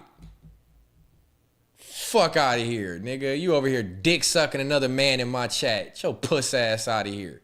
Try to put our differences to Your the mama side a and mark. let's try to make this work and let's just try to get along. And he was like, okay. So I sent Splash over there for the month in May. It was Mother's Day. It was my birthday. And I was like, you know, take him. If you want to see him, take him. And let's just see how this goes.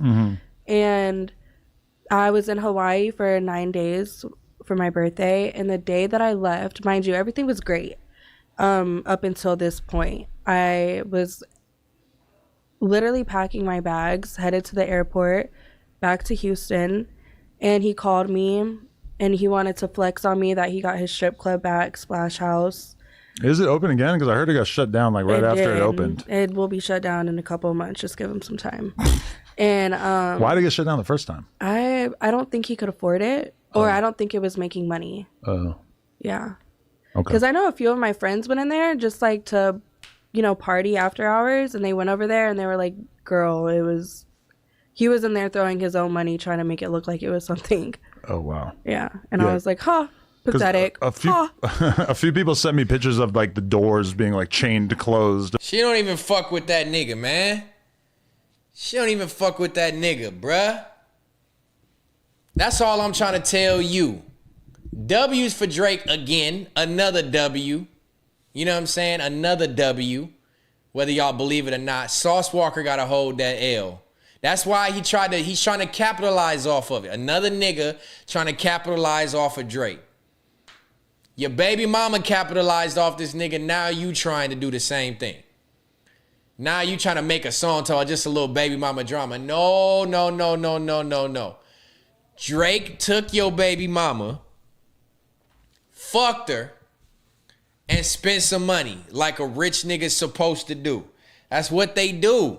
That's what they do for fun. That's how you know what I'm saying? She literally has nothing bad to say about Drake. She said it multiple times.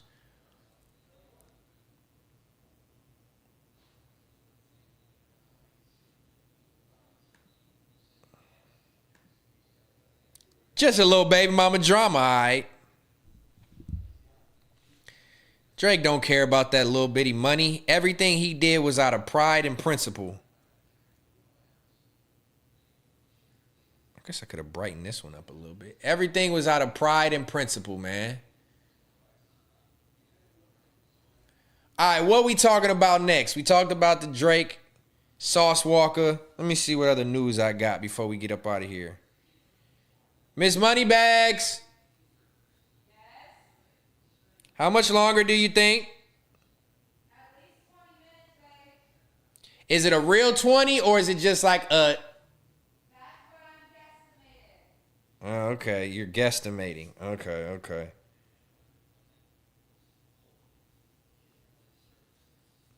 It's Kanye's birthday?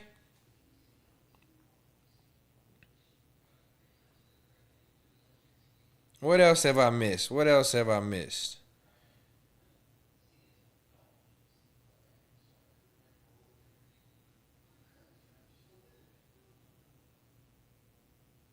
Another play. Oh, the Jay-Z situation. Oh, Mush, I seen that one too. Blueface is out of line. You can't expect anything that Blueface says and take it and be like, I wouldn't say you can't take him serious. You can take him serious, and that's the problem. That nigga said when his son turns 18, he's going to buy a prostitute, and him and his son are going to fuck the prostitute together. That is crazy. First of all, the part that stood out to me first was like, why a prostitute? Why you gotta find a bitch that's selling her pussy for you and your son to fuck? That's the first thing that jumped out to me. We can't just get a regular bitch. The second thing that jumped out to me is who in their right fucking mind would want to fuck a girl with their son? That's so out of line. Why do I want to see my 18-year-old son fucking a bitch, let alone us doing it together? I don't want to, once your son get past the age of washing himself, wiping his own ass, taking his own showers and baths, no dad should be okay with wanting to see their son naked. Now, if you got to, because he's still your son and he's, 6, 7 years old and he got to go to the doctor, you should never, what father would want to see their 18-year-old son little thing, let alone fuck a bitch after your son? That's crazy. Blueface, I know he was drunk. He gotta be trolling. But why a prostitute? Now, if you was to say, when my son turned 18, I'm gonna set him up with a bitch and go, go fuck. That's different. You can have your gripes about, is that okay? But the boy is 18. Whether my dad set it up or not, the boy is 18. Stop, Connie. So you can't be too mad at that. But to say you're gonna get him a prostitute and have sex with her with him, nah, that's out of line, bro. That's out of line. That's worse than the little Boosie shit.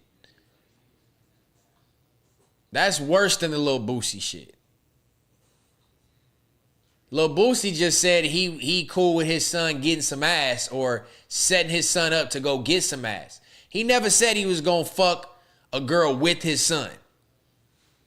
Never, not one time. Never, not one time.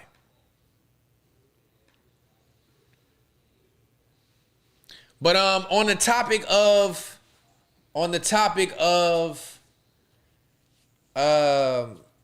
the Jay-Z response.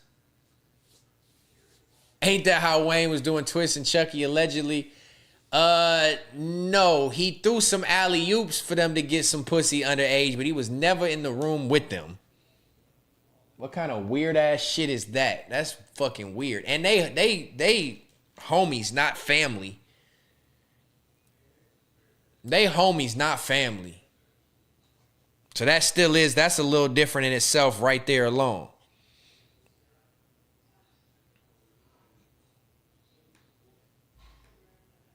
I think I got the clip. I wanted to see it. They put it over some music too. Let me see. The Jay-Z response. I missed y'all on Sunday. And 7, if you still in here, I just got your DM. I missed y'all on Sunday. I seen the Big Tigger's wife. I missed y'all on Sunday, so I didn't get a chance to talk about the Jay-Z response. How y'all feel about the Hove response? How y'all feel about the Jay-Z response?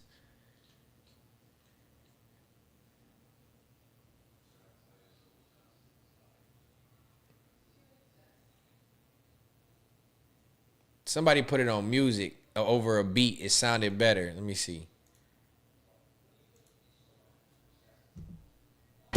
I need a new therapist.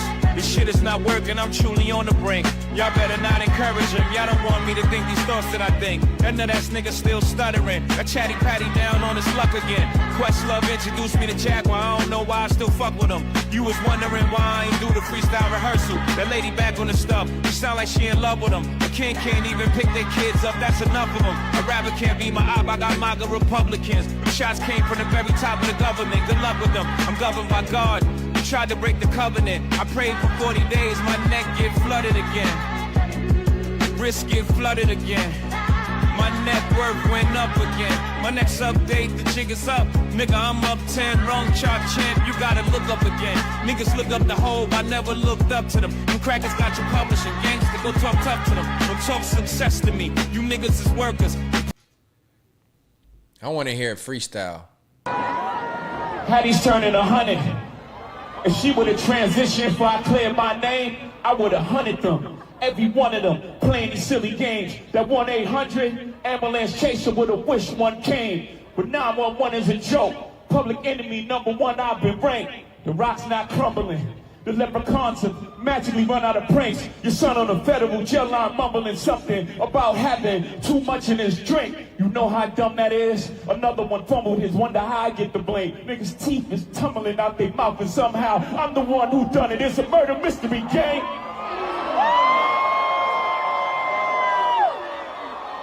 He thought he said something. You had to cash cow and thunk it. Was you who punked his? I'm the one who strummed the pain. That hill you can die on. There's way too much flack that comes from those planes. I'm killing them softly. What's understood don't need to be explained. You want it one way, it's the other. I still on you suckers, I maul you niggas gang. I ain't much for meetings, no how. Cancel the brunches, I remember the hunger pain. The price of the bricks going up. It's gonna cost you a beat to even say my name. Heard of a wonder king? My children and some of them. Have you niggas no shame? Y'all trying to get under skin? I really get under skin as unharmed player. Y'all thugs with y'all thumbs again. Everybody think they're the ones insane. You're no maniac. Watch y'all saniac in my presence, nigga shrink. I need a new therapist. This shit is not working. I'm truly on the brink. Y'all better not encourage him. Y'all don't want me to think these thoughts that I think. That nut ass nigga still stuttering. That chatty patty down on his luck again. Quest introducing me to Jaguar. I don't know why I still fuck with him.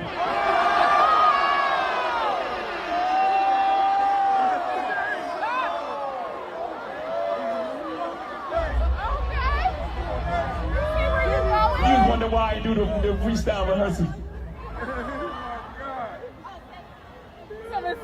That lady back on the stuff, she sound like she in love with him. Her king can't even take their kids. Enough of them. A rapper can't be my eye. I got MAGA Republicans. Them shots came from the very top of the government. Good luck with them. I'm governed by God. You trying to break the covenant. I brain for 40 days, my neck get flooded again, wrist get flooded again. My net worth went up again. My next update, the jig is up. Nigga, I'm up 10, wrong chart, champ, you gotta look up again. Niggas look up the Hove, I never looked up to them. Crackers got your publishing gangster, go talk tough to them. Don't talk success to me, you niggas is workers. In perpetuity's how your contract is worded. Don't make me go man. What y'all think, man? What y'all think about the Hove response? He went at a lot of people. Tory Lanez, Nicki Minaj, Drake, fucking Dame Dash. I don't know. I think you gotta be from a different generation to really understand Hove.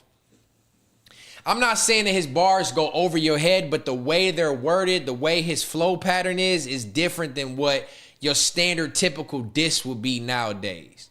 Right? Your typical diss would be more animated. It'd be more like low blows. It would be more like foul language. I think Jay-Z does everything so wittily, with so much wit, that he don't even have to like dive in and like, you know what I mean? Like when Jay gonna say something, he gonna send his shots and be damn near be done with it. But I think a lot of people think he missed the mark on this one. A lot of people think Hove missed the mark and that he should have saved this freestyle. I don't think he was doing it for... I think he's just doing it to let niggas know he still can do it and not to start up a whole beef or this is my way of... I haven't addressed nothing in the public eye. I haven't did no interviews. I haven't talked about nothing. Let me go ahead and put together a little verse. I'm going to rap it live at the Roots picnic. I'm going to send my shots, try to get a crowd reaction. But at the end of the day, I don't think he was doing it with the intent to start no beef. Stop, boy. I don't think he was doing it with that intent. I don't think Jay going to put out no diss album. But the only person that is worthy of dissing in this situation is Drake or Nicki Minaj. You know what I'm saying? Like, he said he's 56. Of course, everybody looked up to him. Yeah, that's what I'm saying. It's like one of them things where I never looked up to them. I'm still up 10. Actually, you don't hold no records over Drake no more. So anything that he's talking about as far as having one up on Drake, he don't have no more. And this goes to show you that Drake was right for responding and dissing him the way he did, because Jay-Z's always had a little bit of vendetta on, a little bit of animosity towards Drake. He never thought Drake would ever supersede him and pass him up. And then Drake did, and now you one of them bitter niggas. Now you to the point, because like, let's keep it a bean.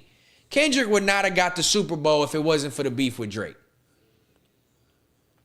And who's the one who reached out to get Dot on the Super Bowl?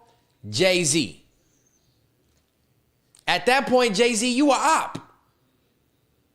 So all this of me being quiet, not talking about you, that's out the window. Now you giving me more fuel to talk about you. Then you gonna get in an interview. Jay-Z gonna get in an interview talking about, I think beef is bad for the game. I don't think we need it anymore with the internet because it gets so ugly. But you co-signed the nigga and only gave him the Super Bowl because of the beef. He was not on the Super Bowl before the beef. Y'all gotta stop with this Kendrick dick sucking. Y'all gotta stop. He would have never had got the Super Bowl if it wasn't for the Drake beef.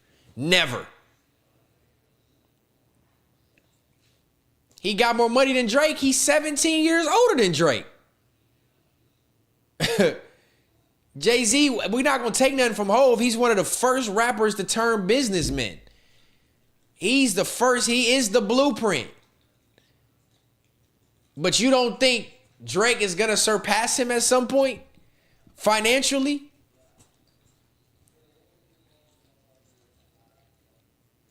You telling him. Tell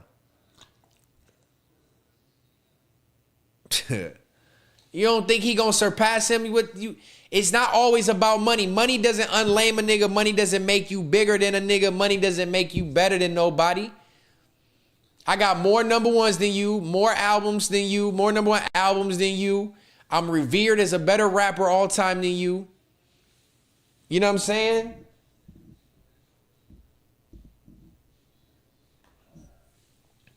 So at the end of the day, Jay-Z can say what he want. They're both big dogs.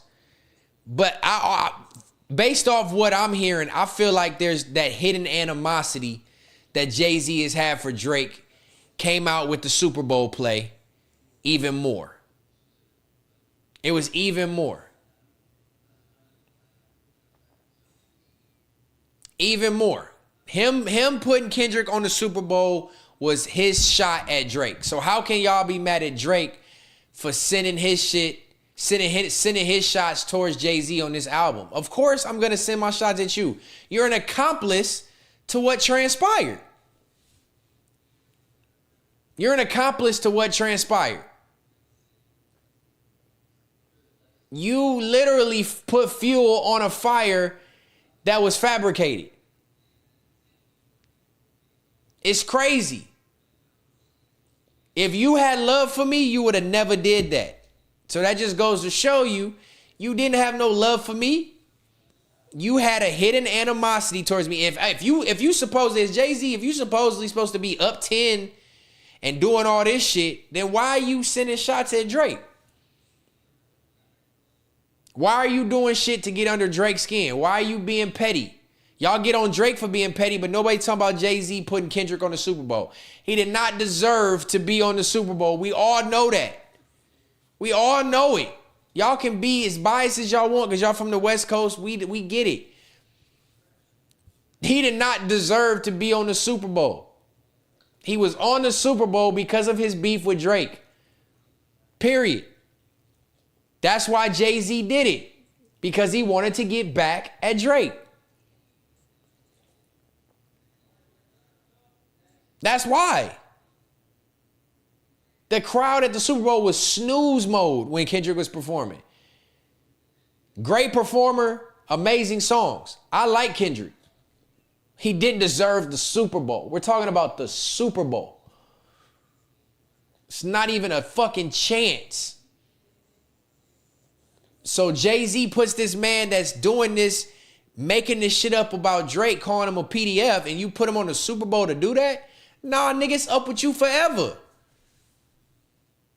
But you supposed to be up 10, but you throwing shots at me with the Super Bowl play. All right, the jig is up. The jig is up. Now Jay-Z's responding to Drake, but he's supposed to be up 10. You can be a billionaire. You can have a lot of money. A billionaire doesn't unlame you. Having money doesn't unlame you. To be honest, the niggas with the most money be the lamest.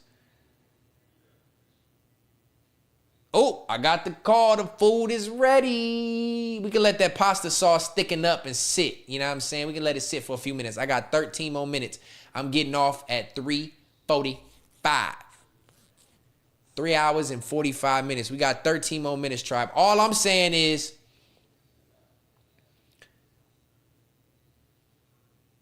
Jay-Z's envious of Drake. Yes, Jay-Z's already a billionaire, but that doesn't matter.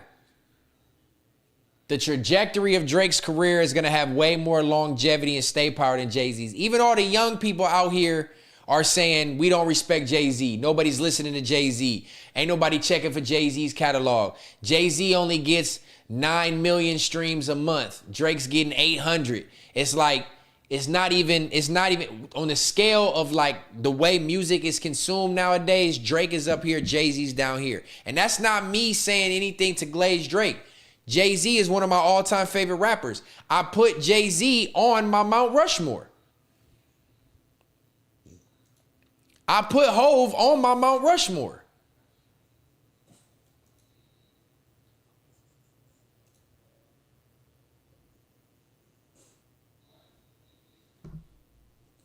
I don't know if y'all can see this. I put Hove on my Mount Rushmore. Hove, Tupac, Drake, Kanye, and Lil Wayne. So I'm not a Hove hater. I'm not biased. I love Hove. I grew up on Jay-Z. Jay-Z's first album came out in 96. I remember being 8 years old listening to Reasonable Doubt. I remember I grew up, Jay-Z was a soundtrack to my childhood. I'm a Jay-Z fan.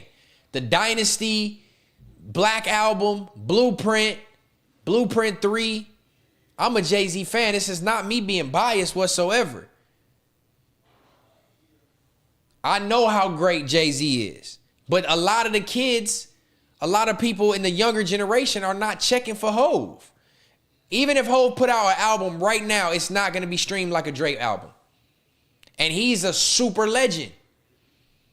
You can't mention hip hop right now without mentioning Jay-Z. You just can't. You just can't. What are we eating, babe? Put it in the chat. Some type of salmon pasta. That's what Jay Chills asked. So this is not even really just being in favoritism of Drake. This is me stepping outside the situation, looking at the bigger picture. Drake is more listened to. He's more adorned. He's more loved. His music's going to have longer lasting stay power. He's more commercial. He's not as rich. No, Jay-Z closed a lot of big deals. He's got more money off music than Jay-Z ever made off music.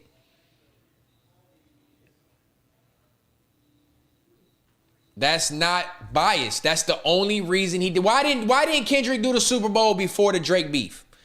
Why didn't Kendrick do the Super Bowl after the Damn album, his best album? Why didn't Kendrick do the Super Bowl after the Mr. Morale album? He did it after GNX because of Not Like Us, and Not Like Us was because of Drake. Fuck is we talking about? No, he came out with Dr. Dre because Dr. Dre is who signed him to Aftermath initially, or is who put his arm around Dot was Dr. Dre. That's why he brought him out. Dot didn't get a Super Bowl before this. Like, let's be for real.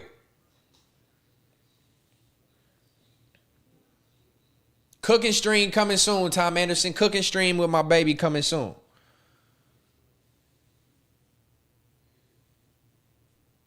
Nobody is fucking, you ain't hear no kids. Man, look, I'm not trying to be pro Drake. I'm just keeping it a bean. Jay-Z did a whole move by putting the leprechaun on the Super Bowl. And now this is what you get. You get dissed by Drake on the biggest album of the year. But when Jay-Z drops an album, it's not going to be consumed at the same level. It's not going to be streamed at the same level. He's going to have to beef with Drake to garnish more attention. And I'm a Jay-Z baby. I grew up on Jay-Z. I respect him. I'm not a hater, just like I don't hate Dot. I don't think Dot is a bad rapper. He's a great performer. But when you're comparing them to the pinnacle, you can't compare either one of them to Drake. Bottom line, you can't. So is Jay-Z wrong for reaching out and sending shots at Drake? No. But that just goes to show you how much power Drake really has over this nigga. Because Jay-Z don't just hop out and talk about nobody. He addressed everybody who was talking about him in a freestyle. But he put more emphasis when he was talking about Drake, though. He threw the little Nicki Minaj shot. He threw the Jaguar right shot. He threw the Dame Dash shot. He threw the Tory Lanez shot. But he was really ready to drop that Drake bar. He was really ready to drop that Drake bar. That just goes to show you how much power that nigga has. And if you supposedly up 10 and nobody was ever looking up to, I never looked up to them. They always looked up to me. Nigga, you are the blueprint of hip hop business. But Drake has surpassed you musically, sir. He surpassed you sonically. He's got more hit records than you. He's got bigger songs than you and better music than you. At the end of the day, we got to keep it a bean. It's not even no bias. It's not even no bias. All right, I got 7 minutes, man. We can hop off the topics. We can just vibe with the chat for a minute before we get up out of here. Let me see what y'all talking about. Lil Jon came out with Usher. Nobody's saying Lil Jon did the Super Bowl. Thank you, Jay Chills. Thank you. You know how many people came out? 50 Cent came out with Dr. Dre too. They never said 50 Cent did the Super Bowl, so we not going to say Kendrick did the Super Bowl before the Drake beef, because he didn't. He didn't.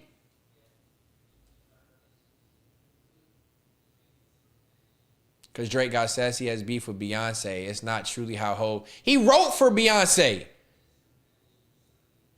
I'm not going to say Jay-Z's washed. He's still a legend. But he felt some type of animosity towards Drake. There's a reason why. It's ever since Drake didn't want to sign that title deal with Jay-Z, it's been to shit. When did them niggas sign the title deal? Let me see. Oh, I'm typing on the wrong keyboard, dumbass.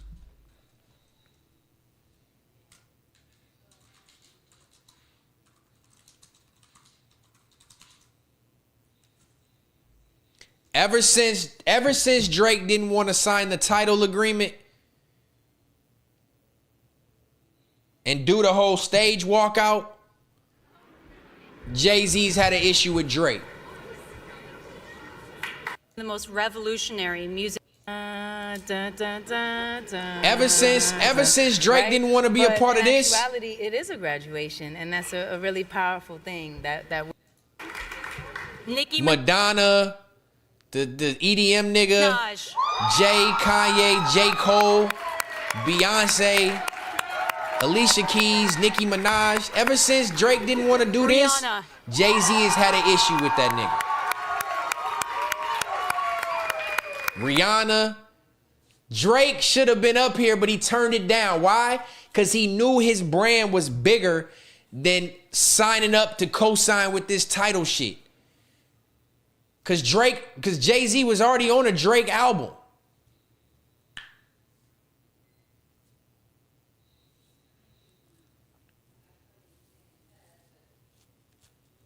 Damn, it's about to be midnight. All right, I got to get up out of here. I got to go eat some food.